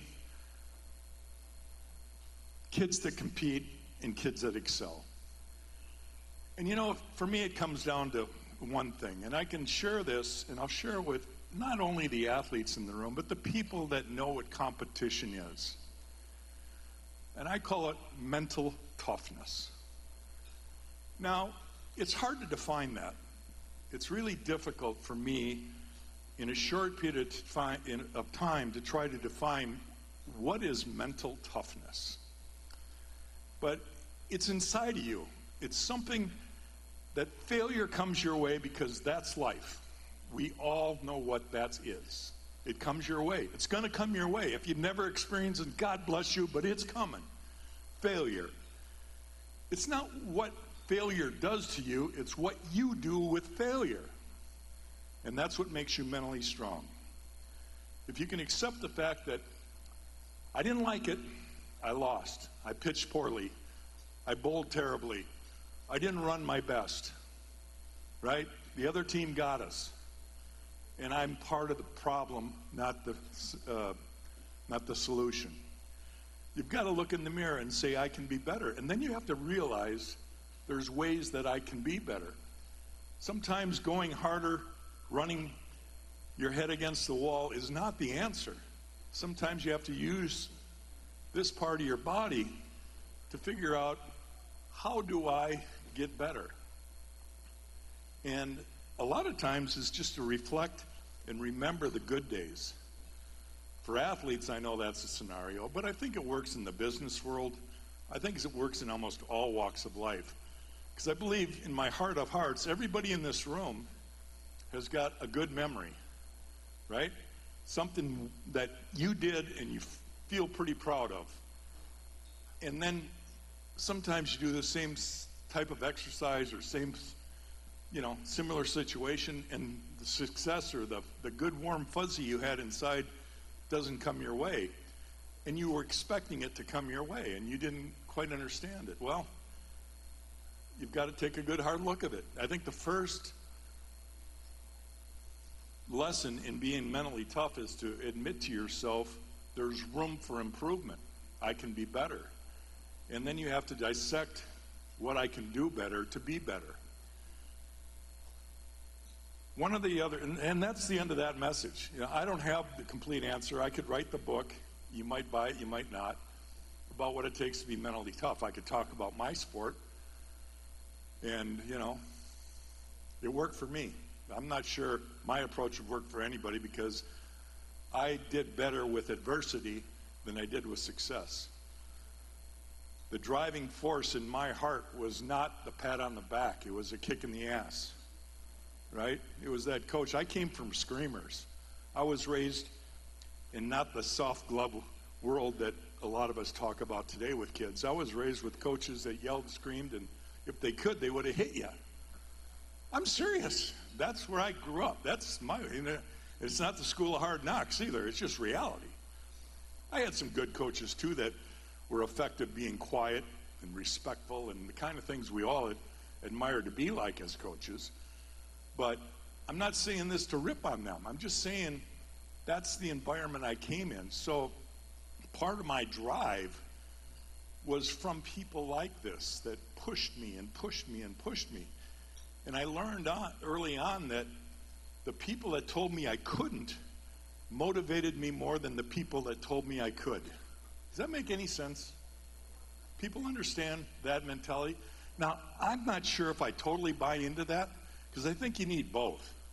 I really do. I think you need that comforting person that always reassures you that you are good enough and that you can do anything in the world. And I believe that. I want you to know that I believe that. If you put in the work and are dedicated, if you really want something bad enough, there's a way to get to it. I really, in my heart of hearts, believe that. Now, there's also limitations of reality. We all know that. But for the most part, it all comes down to a belief in yourself, confidence, right? Focus. Things that you have to be able to recognize. Self-acknowledgement. Dom and I talked about a bunch of things. One thing I want to mention before we open it up to questions. Everybody in this room knows what I say when I say this. When you gave of yourself unselfishly, right? Wasn't about you. You gave your time. You gave your advice. You gave something of yourself without expecting any kind of reward, period. I would bet my life that you felt good inside. I think we all know what I'm talking about, right? To give of your time, to give of your soul, to help somebody else who needs your help, and you did it because it was the right thing to do, not because you were expecting admiration or some kind of award. I'm saying this because I think this is the world we live in today. It's my belief that we got major problems in our world. I'm not a politician. I despise the game because it's a money game. And I'd rather roll the dice on the baseball field. I was better at it. But I do have beliefs. And I believe in my heart of hearts, again, that people are inherently good people, that we care about the same things in life. And yet we have become a world of fear and hate and all sorts of crap. And I think we have to get back to, remember that good feeling I had when I helped my neighbor out, when I helped that kid out? This group of people, I know for a fact, are people like that. You wouldn't be here tonight. You wouldn't be supporting youth athletes in what the causes that Dom and all these people in this room have done to try to help the kids in this community. That is unbelievably cool, in my opinion, because sports, I lived that life, folks. I know what it's like to have dreams and have support behind me and people that are committed to making sure that I got every chance I could. And I never let go of that reality. And I appreciate it's burning inside of me today. I hope it's burning inside of you because it's the coolest. Help your neighbor. Give your time. Be grateful for what we have. That's what another thing we all can do better at. Thank God every day of what we have. Certainly we want more. That's human nature. But if you don't appreciate where we're at right now, all you're going to do is complain and make the world, you're clogging it up. Now, I'm done preaching. That's it. That was my message. I'm going to sit here with Dom. But before I start answering some questions, I want to tell you, as I sit down, what's going on. When I played across the river for a great group of guys that happened to have a lot of fun because of people like you that came and yelled and supported us, we had a bench coach who was Sparky Anderson's high school friend named Billy Consolo. Anybody remember Billy? Billy may have been the most intriguing coach I ever had because he knew nothing about pitching, didn't want to tell me anything about pitching, didn't care. But he had life lessons all the time to talk about. And 90% of the time he said something that was BS. But you never knew because he was so good at it. If it was BS and it made you think and it got your brain working, it's like, was there any part of what he just said true? You know, I mean, there could have been that part there that might have been, nah, that's Billy. He wouldn't do that. Anyway, so one day, Gibby and Tram and I kind of cornered him and said, you know, you are something else. Because we all love the guy. Every player on our team loved the guy. He knew his spot. He knew what to say when. He knew when to have fun. And for the most part, he was quiet because he was a bench coach. But we asked him, Billy, what's with all your stories? He goes, listen, you're all going to get a chance someday to speak to a group or get people's attention and to tell a story. And he said, my advice to you is if you say it with confidence, they might believe you. And on that note, I'm going to sit down and it's up to you to decide if it's true or not.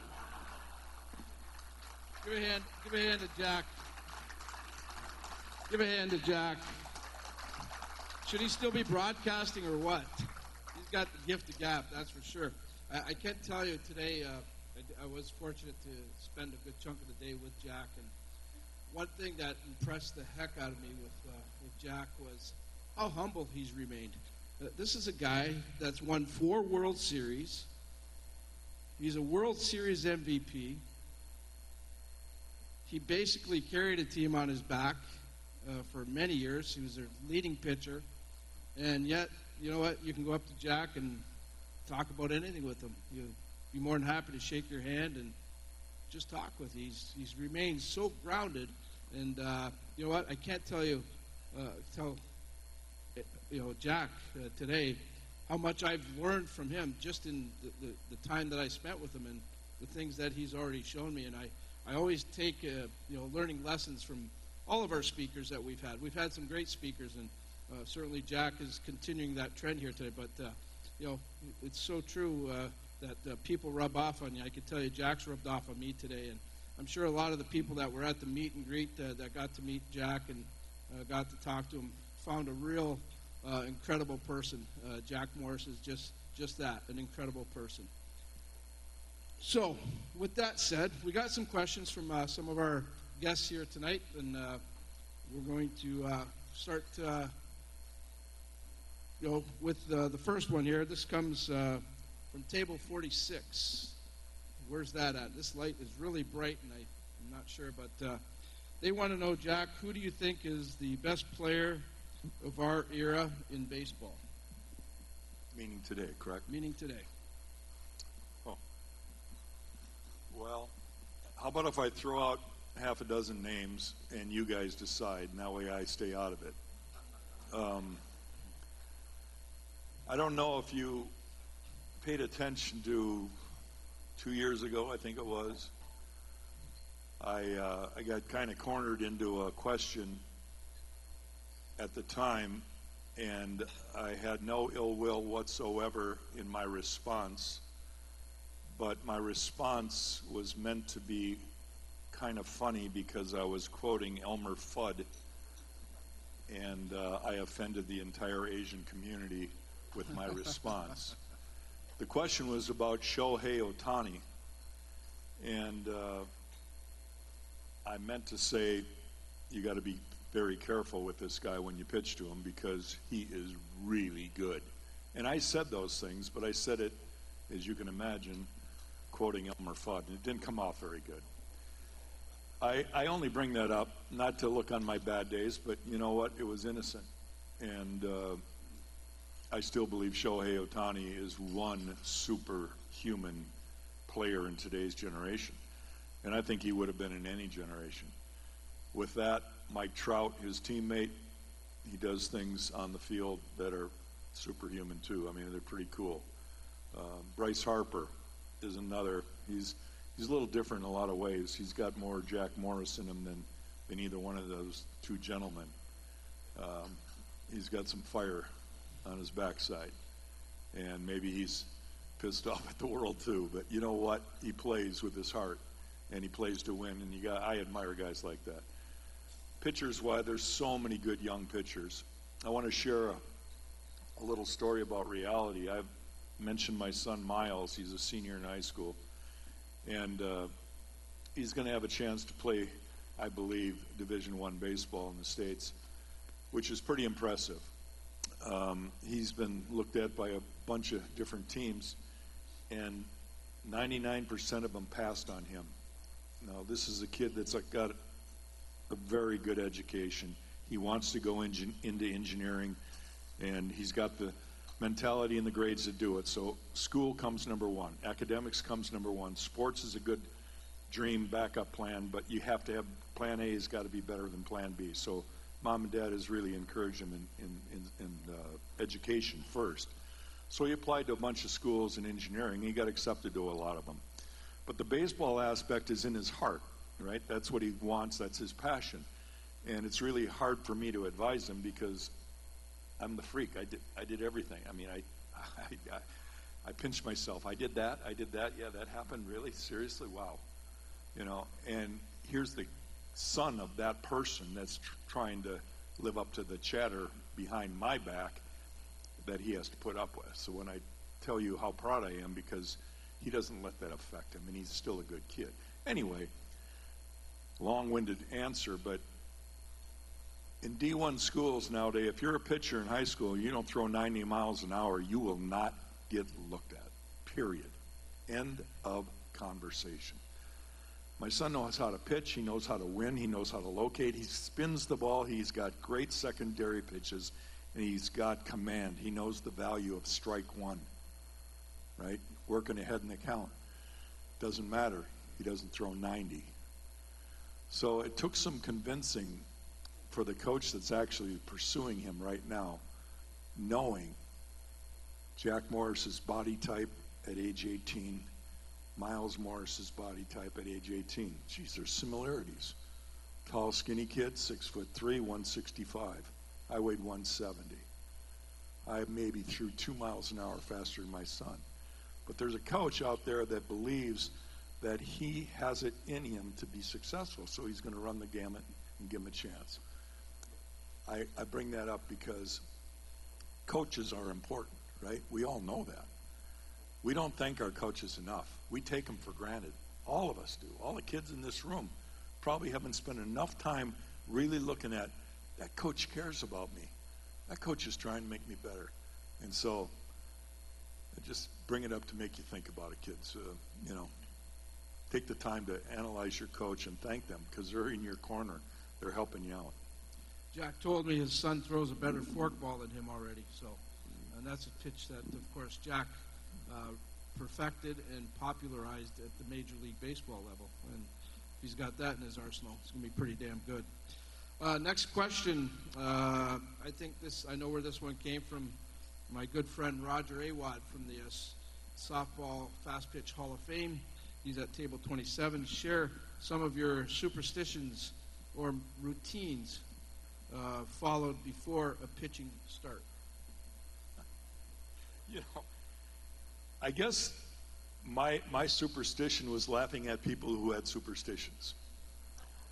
If you guys remember the great years with my favorite manager, Sparky Anderson, when he came out to the field, came out the mound, he would never touch the line, third base or first base line, depending on what dugout we were in. He would always do his little skip and little hop over the line. I never asked him why. I just laughed at him. You know, look at that little, he won't stop. You know, like if he steps on the line, he'll turn into a 6'4" gorilla, you know. Maybe he just wanted to be short and goofy. So Dan Petrie kind of, who I admire, is one of my best teammates ever, he kind of did the same thing. And he wouldn't step on the line when he went out to the mound, both coming off and going out to the field. He wouldn't do it. And so I asked him one day, I said, Peaches, what is going on with that? I don't know. He says, I saw Sparky do it, and it's been working for me. I go, has it?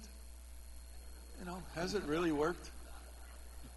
And he goes, I don't know, but, you know, I don't know why I do it. I just do it. I said, all right, next time, you know, if your step pattern happens to be in sync with you stepping on the line. Realize that we're not going to have an earthquake. Life's going to go on. You're going to be just fine. Don't think about the line. All right, well, he couldn't do it. So about 3 starts later, I'm going out, and I go, hey, Peaches, watch this. And second inning of the ball game, I go out third base line at Tiger Stadium. I turn around just as my right foot's hitting the line. And I jam my foot in the line. See, I'm okay, Peaches. I'm all right. And I walk out to the mound, have a 1-2-3 inning. Point being, there's no point. It was a superstition, right? I didn't really have any. I had habits. Like, I would clean the rubber with my spike. Now, it wasn't superstition. It was a dumb habit. If I was smart, I would have left it dirty. I would have put my heel on the front side of the thing and gained, 8, 12 inches by my release point. Think about that. You got to cheat in any way you can. That's legal. If you put your heel on the front of the rubber instead of your toe, and you push off with the backside and you just dig a hole here, that's legal. You just gain that much. That's all you need to strike out Mike Trout. I wasn't that smart. All right, good stuff. We have a question from a great baseball group in themselves, the Riverside Minor Baseball Group that's here. Was there ever, speaking of Sparky and stepping over the line, was there ever a time when Sparky came out to the mound and you did not want to give up the ball to him? Yeah, that was after 1981, every game. Okay. I'll tell you how bad it was. This is a true story. I'm not really proud of it, but sometimes I just can't help myself because I just want to tell the story. Sparky taught me how to finish games. He did by leaving me out there to rot. It won't happen anymore. Managers will not ever let a player get himself out of some serious, ugly situations. There's too much money on it. There's too many lives depend on it. The likelihood of him getting hurt goes up when he's struggling, when he's pitching poorly. So managers always got somebody there to bail you out. Sparky needed me to finish games, so he said, you're going to have to bail yourself out. You're going to have to learn how to do it. And I learned after being embarrassed.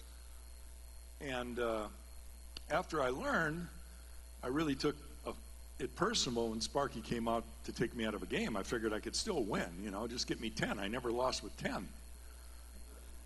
And I said that to my teammates all the time, by the way. And one day Sparky had come out. It was about the 5th inning. I was really having a lousy day. And we were probably down by 3-4 runs. But it was a team I still felt we were going to win and beat because I had so much confidence in my teammates. Sparky came out to the mound for the first visit early in the inning. And I ended up walking a guy and maybe giving up 2 more hits and maybe 1 more run. And it got ugly. I mean, I was really struggling out there. But I was getting pissed because I didn't believe that other team could do what they were doing against me. And that if I just got my act together, we were going to win anyway. So I look in the dugout and I see Sparky coming up the steps. And if he crosses third baseline, I'm done. It's mound visit number 2. You only get 2 per inning. And if he comes out, I'm done. So I purposely walk all the way over past the third baseline. And I'm 4 feet in closer to the dugout now. Sparky always used to come out in the mound like this. Jump over the line, and he never look up. So all of a sudden, boom, he runs into this guy named Morris. And I go, what the hell are you doing here? He was so shocked. He didn't know what to do. He turned around, went back to the dugout, and I finished the game. And that's a true story.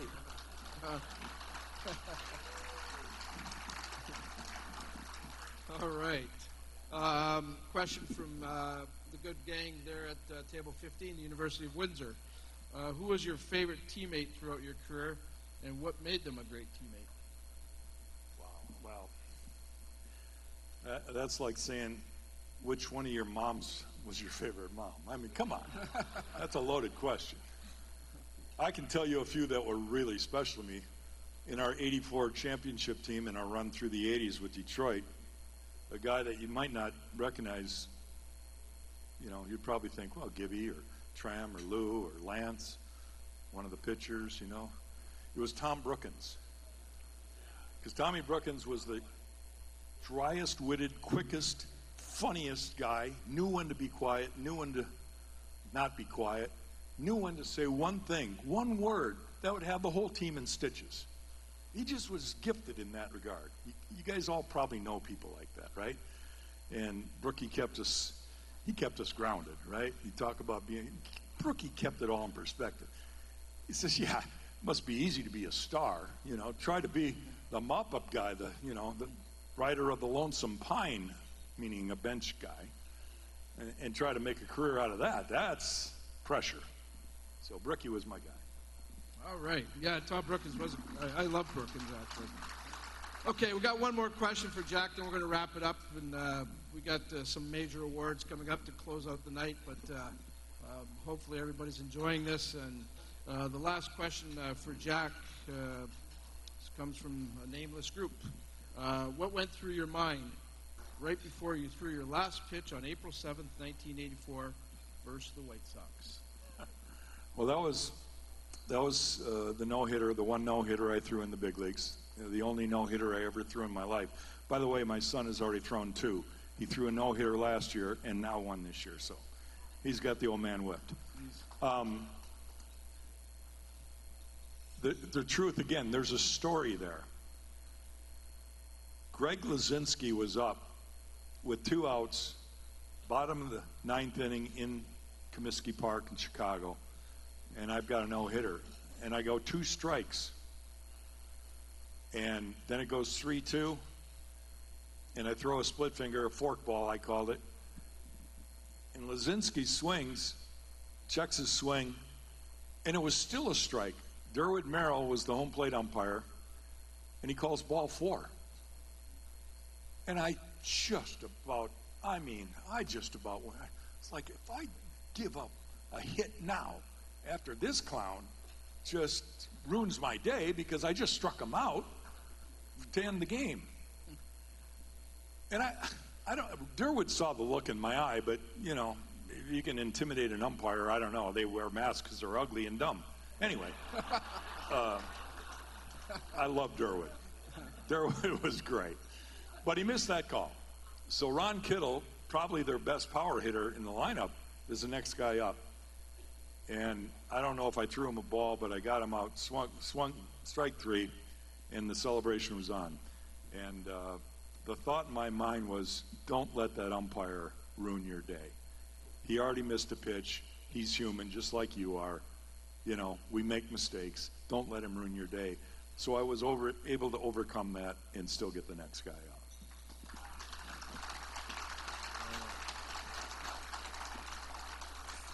Fair to say, folks, that Jack's made our day here tonight? I think so. Thank you. I appreciate it. And thank you for the support you give this community, this young kids. I can't thank you enough. You know, I know the soul of the people across the river, and I think I know the soul of this city now. You guys reflect it quite well. Very proud to say I wore the Old English D. Really happy that I was able to win a couple championships just a little east of here. Small little town, starts with a T. Actually, Jack, I asked Jack because he's traveled so much, and I asked Jack, do you have a favorite city? Toronto. He said Toronto right away. Didn't hesitate, and he talked about it. He loved it in Toronto. So it's my favorite city in North America. We just have to teach him to say A. No, get him to say I can A. do all those jokes. You guys know them. You lived them. I can't tell you. Anyways, let's give it up for Jack Morris. Thank him for coming here. He's made this ceremony that much better, and we're so honored to have him on our WESPY speaker list, and really just an incredible gentleman, that's for sure. Jeff, come on up. As is tradition here, Investors Group and Barron's, they give a special gift to our speaker each year that comes in, and no different this year, although I couldn't get a ring size for Jack, so we're going to have to get it sized, but I'll let Jeff present Jack with his WESPY ring.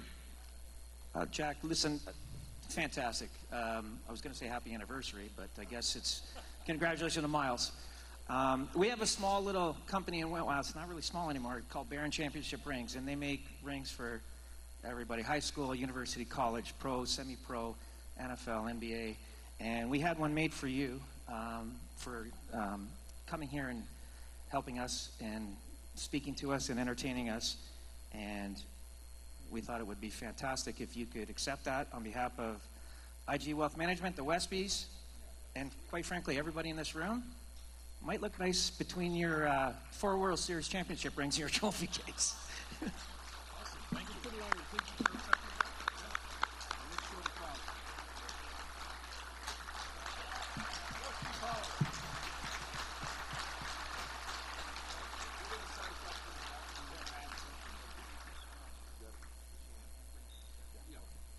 All right, we're going to ask Jack to stay on the stage. I'm going to put you to work now.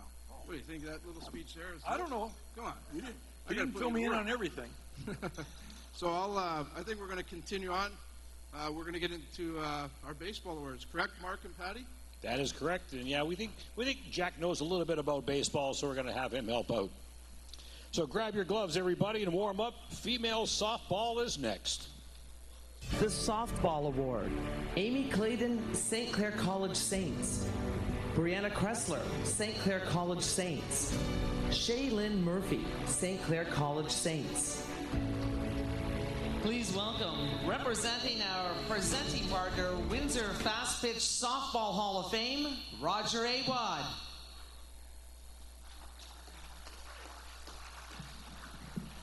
Thank you very much. I'm very delighted to represent the Windsor Fast Pitch Softball Hall of Fame and our 2 community causes, which are organ donation awareness and the Bruce Awad summer program for children with autism. I'd like to congratulate all the winners and wish good luck to the following recipients. So the winner of the softball award is none other than Brianna Kressler. In her 4th year, Brianna collected an OCAA and a CCSA gold medal. She was OCAA First Team All-Star and broke the OCAA season record for runs scored with 45. She was OCAA Pitcher and Player of the Year and OCAA Provincial Championship MVP, as well as OCAA All-Academic. Brianna Kressler, female softball, 16th Annual WESPY Award recipient.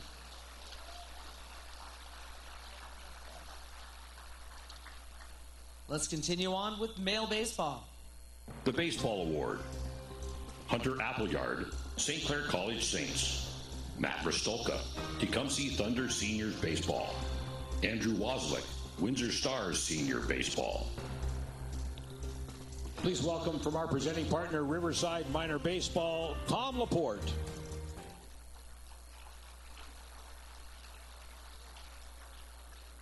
Riverside Minor Baseball has been bringing minor sports and minor baseball to the community for over 65 years, and we're honored to present this award tonight, especially with Mr. Morris here on the stage with us. So the winner of the baseball award this year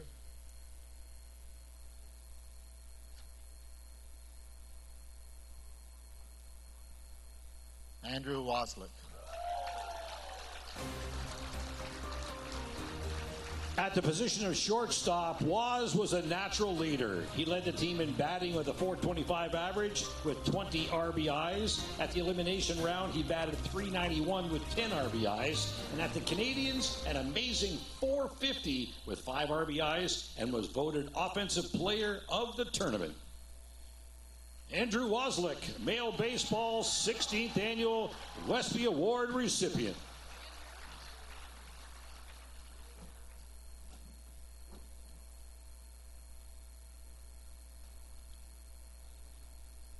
Thanks, Jack.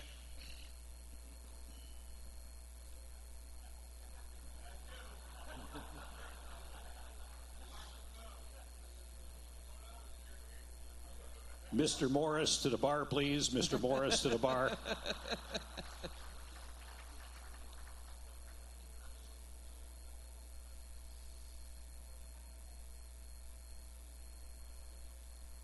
the next award.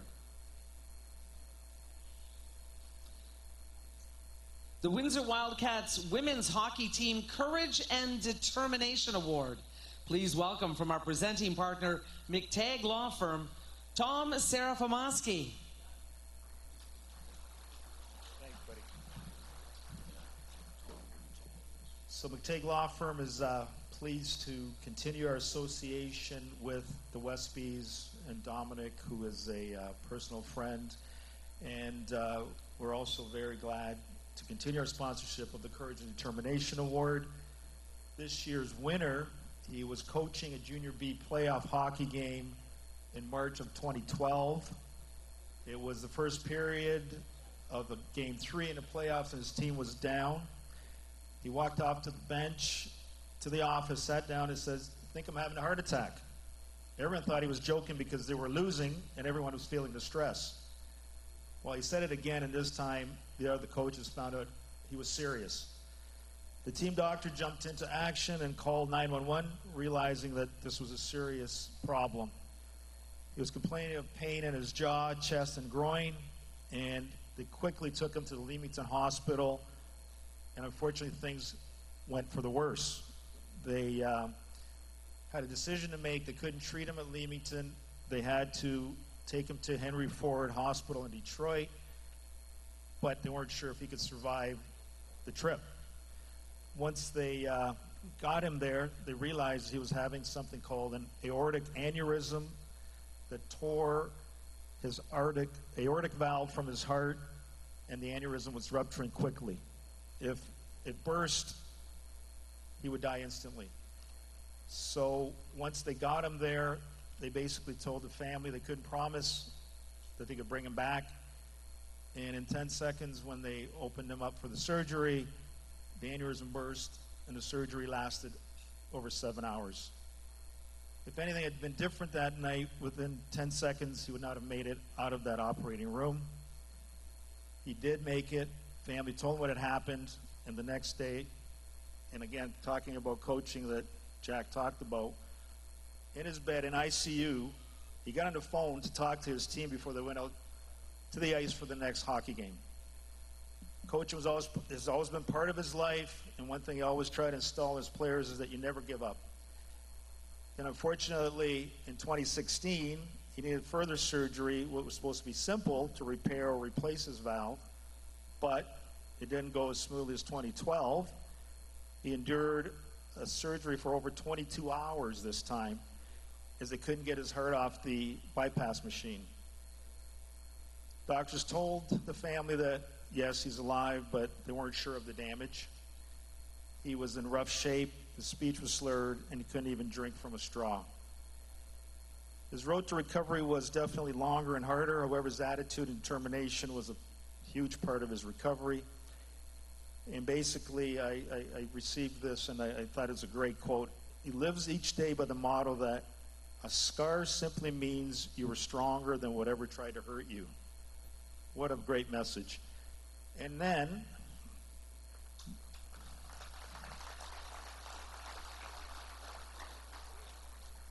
and the good part is, he did make it back coaching. He was head coach this past season with the Essex 73's Junior C hockey team. And so he doesn't know that he won this award. The partners of McTagg Law Firm are proud to announce that this year's winner of the Courage and Determination Award is Jamie McDermott.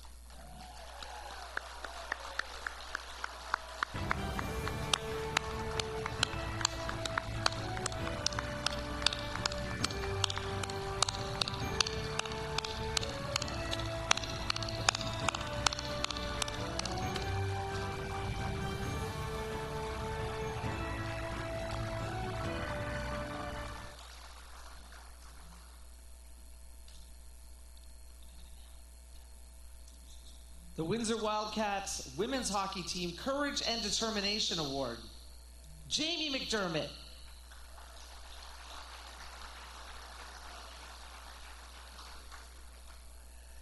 Definitely a shock. Definitely a shock. I kind of wonder why my parents were here. Anyway, Dom, you got me. I'd like to thank Dom and his whole committee for putting this on. Obviously, very unexpected, and you know, it's again, like Jack said, like Dom, like everybody said, it takes a village, right? And I didn't do this on my own, believe me.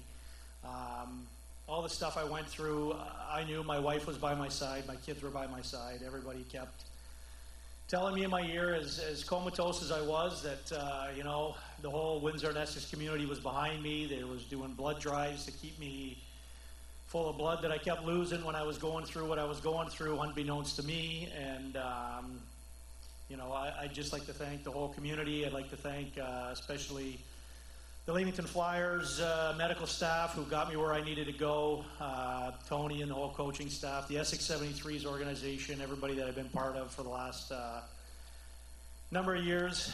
Again, this is something that I never really expected, but I appreciate, and again, this is a part of all of you because you're all a part of me. Thank you very much.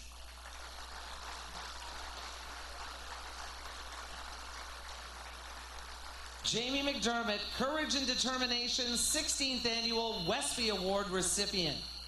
We'll be right back to the 16th Annual WESPY Award, sponsored in part by Essex 73's Hockey Club, Buskers Subs and Sandwiches, and McLeod Brothers Auto.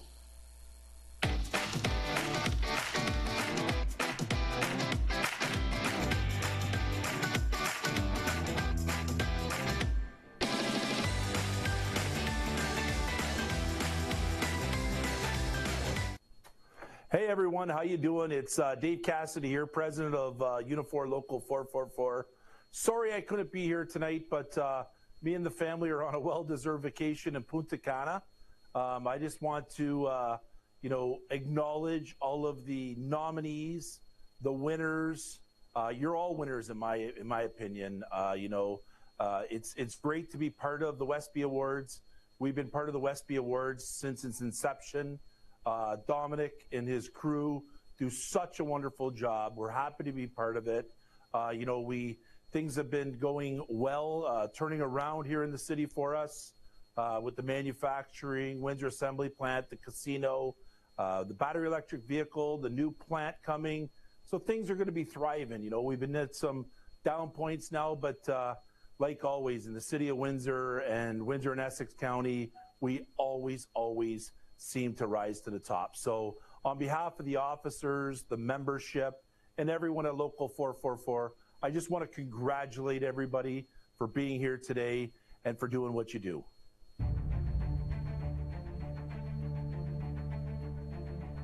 One of the important aspects of Barron designing a ring is we want to tell a story.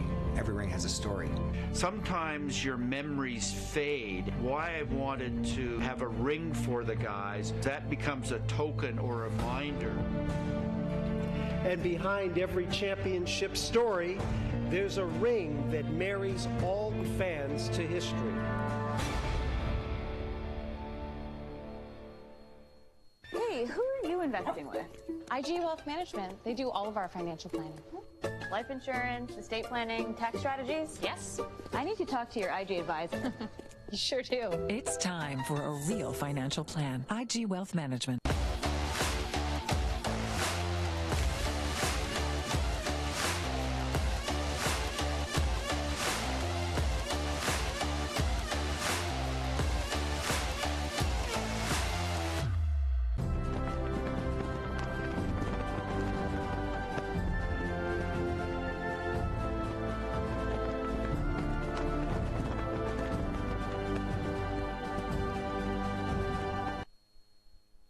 Sponsored in part by the Trophy Boys, Spago Trattoria, and Amherstburg Chevrolet. Please welcome back to the stage, Mr. Dominic Papa.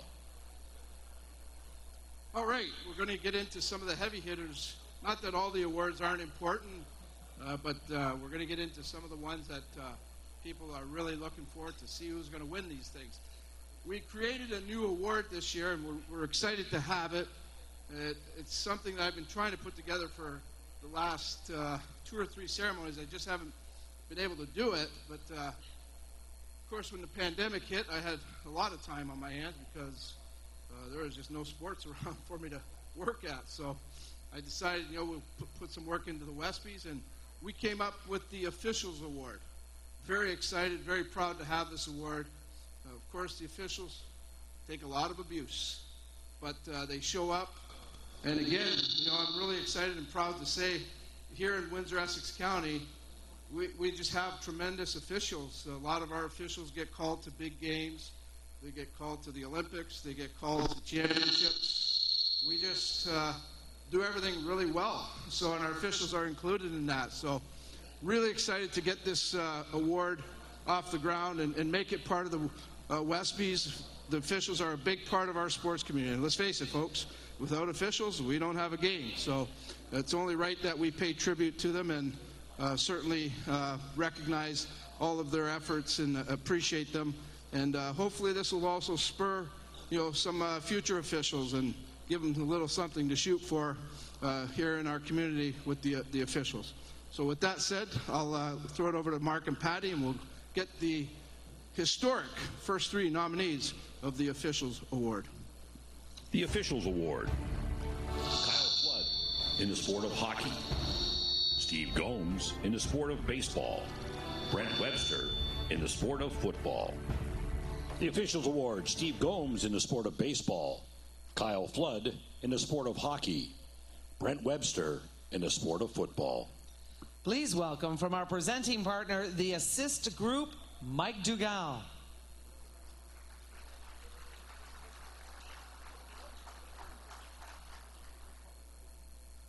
Hello. I'm, like we said, I'm from the Assist Group, and I'm sure 90% of the people in here don't know what that is. But it's a group of people growing from 4 to 10. This is our 15th year anniversary, and we've put 600 kids, underprivileged kids, into sports to the tune of $250,000.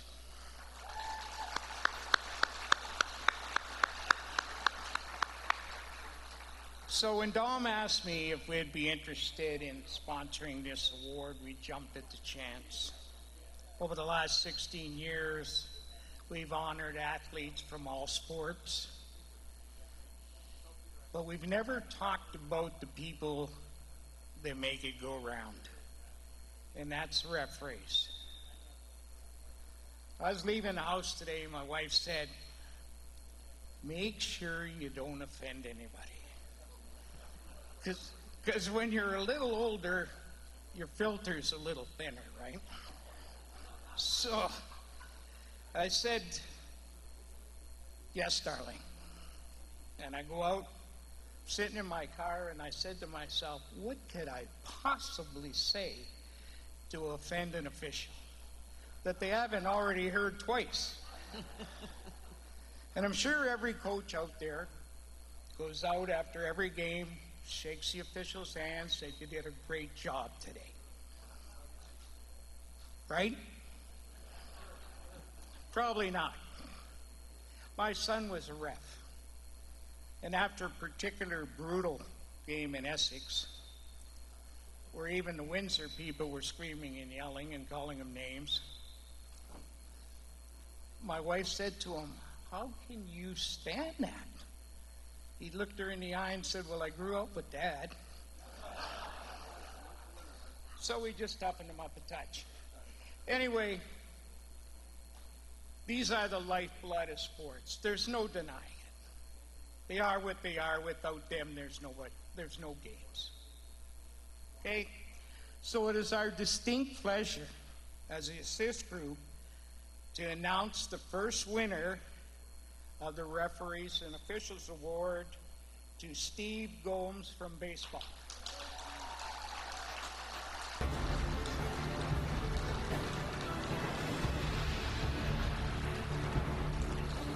Often the goal of an official in any sport is to work the big game, which indicates your association trusts and supports your decisions. That is definitely the case with Steve. He has umpired 2 WBSC Baseball World Cups in Colombia and South Korea. He's umpired and supervised in multiple BC National Championships. He is a Baseball Canada Master Course Conductor. He's also the Windsor Umpires Organization President and is on the list to umpire at the Olympics. Steve Gomes, officials, 16th Annual WESPY Award recipient. It's time for Coach of the Year. The Coach of the Year, Rob Moore, Sandwich Secondary School Track and Field. Ron Smith, Windsor Stars Baseball Club. Doug Wiseman, St. Clair College Saints Softball. Please welcome from our presenting partner, Martindale Window and Door, Scott Martindale.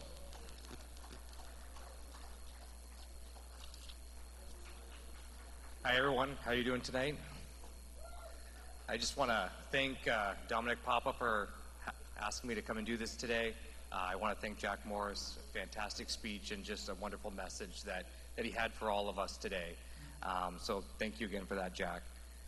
It is my honor to introduce the Coach of the Year. And the winner is Ron Smith from the Windsor Stars Baseball Club. Ron is a recognized coaching staple in baseball locally and nationally. He's been coach of the Windsor Stars Senior Baseball Club for 20-plus years. He has won national championships in 2000, 2011, and 2013, and was runner-up in 2012. He earned bronze in 2008 and 2009, has been a huge part in getting players to the next level in college and university baseball, MLB scouting, and in the draft rankings, as well as coaching at other levels who needed by the organization. Ron led the Windsor Stars to the Canadian National Championships in 2022 as an undefeated team.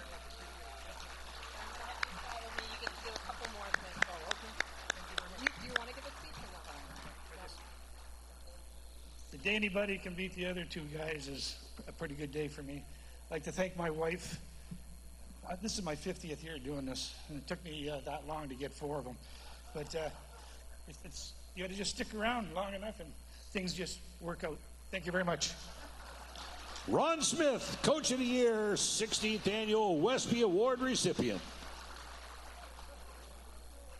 Let's move on to the athletes.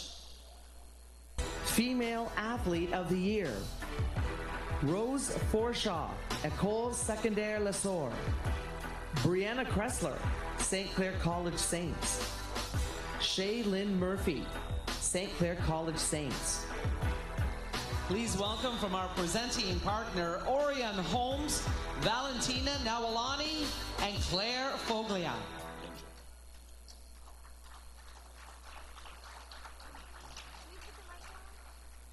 Good evening. I would like to congratulate Mr. Papa and all of the athletes tonight. My name is Valentina Nawalani. And I'm Claire Foglia, and we both play for the U13A Windsor Wildcats girls hockey team.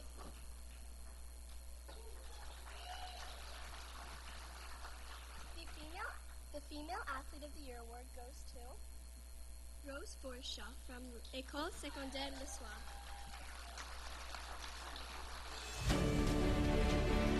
We already know Rose is an Ontario track and field champion. Add to that a medalist in javelin and shot put at the national level. Her triple medal performance at OFSA is a feat rarely accomplished. Rose earned a full-ride track and field scholarship at the University of Hawaii, where she's studying earth sciences. Rose Forshaw, Female Athlete of the Year, 16th Annual WESPY Award recipient. Rose is not here, and her father's accepting the award.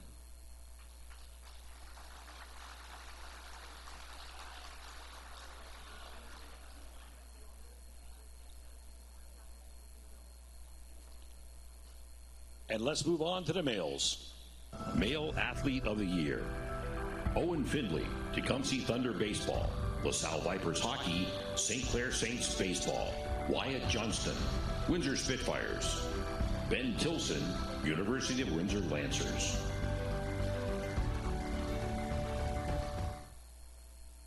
Please welcome, representing our presenting partner, Mont's On Time Express, Ken Enser.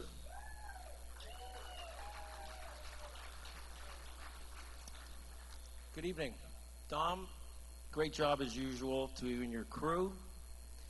And I personally appreciate, and I know everybody in this room does as well, everything that you do in this community. So thank you so much, Dom.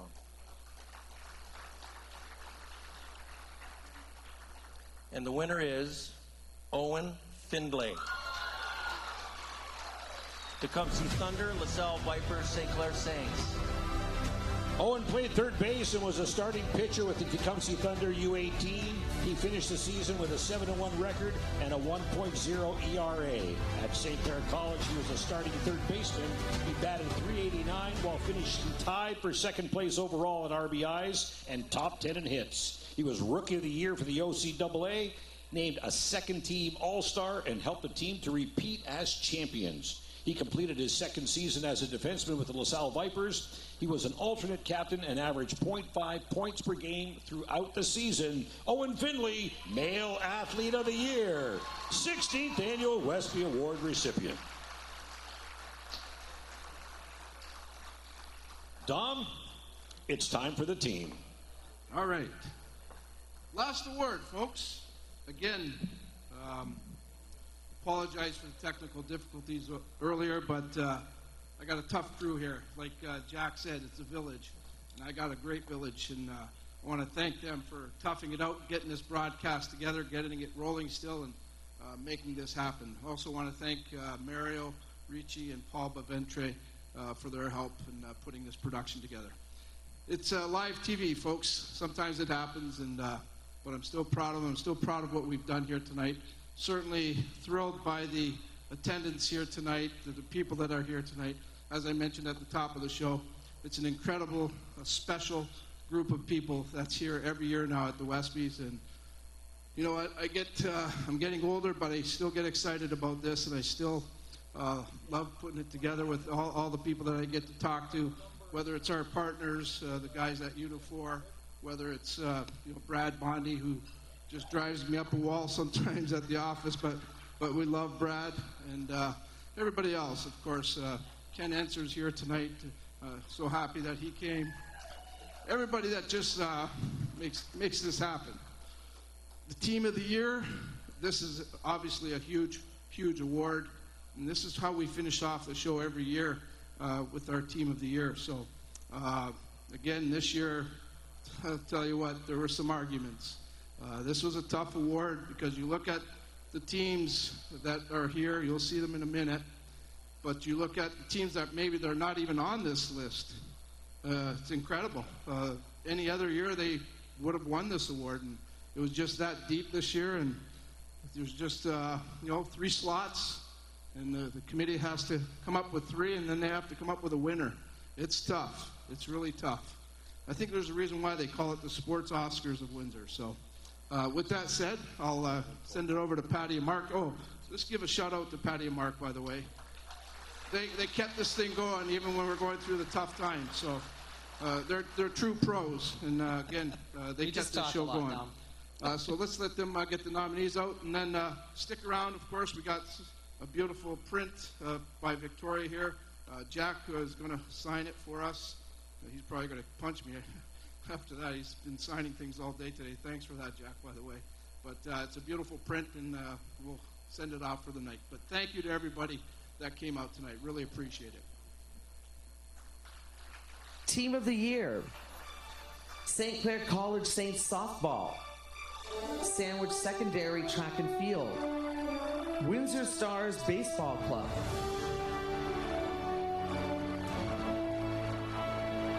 Please welcome from our presenting partner, J.P. Thompson Architects, Colin McDonald.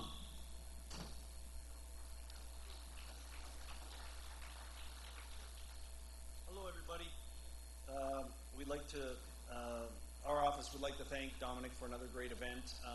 This has been now 3 years since the last time we've been together, and this is a testament to this incredible community, the sports community, this incredible sold-out venue. We'd like to we'd like to congratulate all the athletes, their families, the coaches, obviously, all of the organizations that are involved in the support system that facilitates sports in this community, and particularly teams as well. So it's fitting that we're announcing the Team of the Year. This is a great honor, and the winner is St. Clair Saints softball.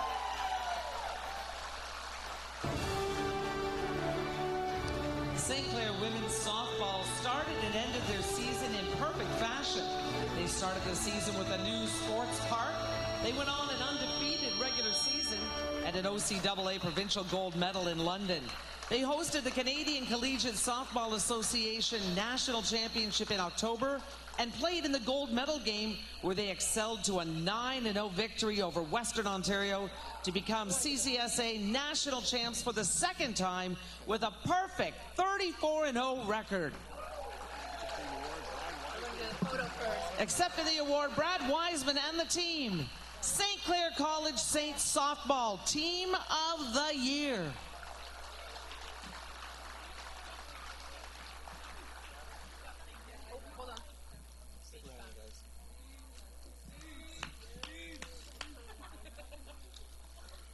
So I have a few words. I don't want to miss anybody.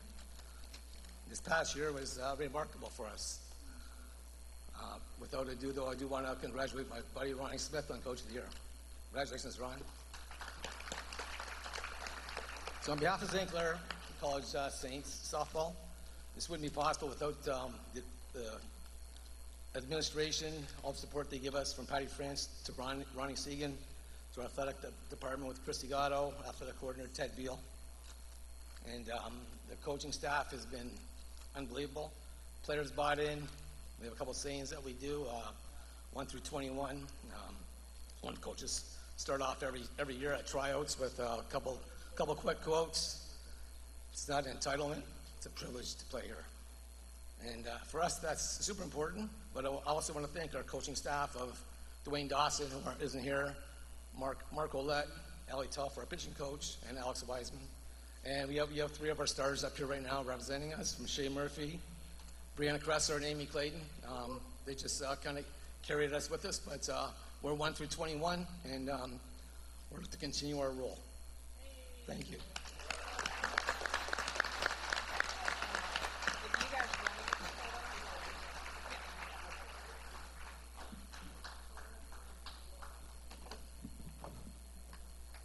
Okay, everybody, go home. See you, bye. No, congrats to, congrats to all the nominees here tonight. I know it's tough if you don't win. We understand that, but you're already a winner. You're one of 3 finalists, and getting to that point and accomplishing that, boy, that's something to be really proud of. So congratulations to all the nominees tonight.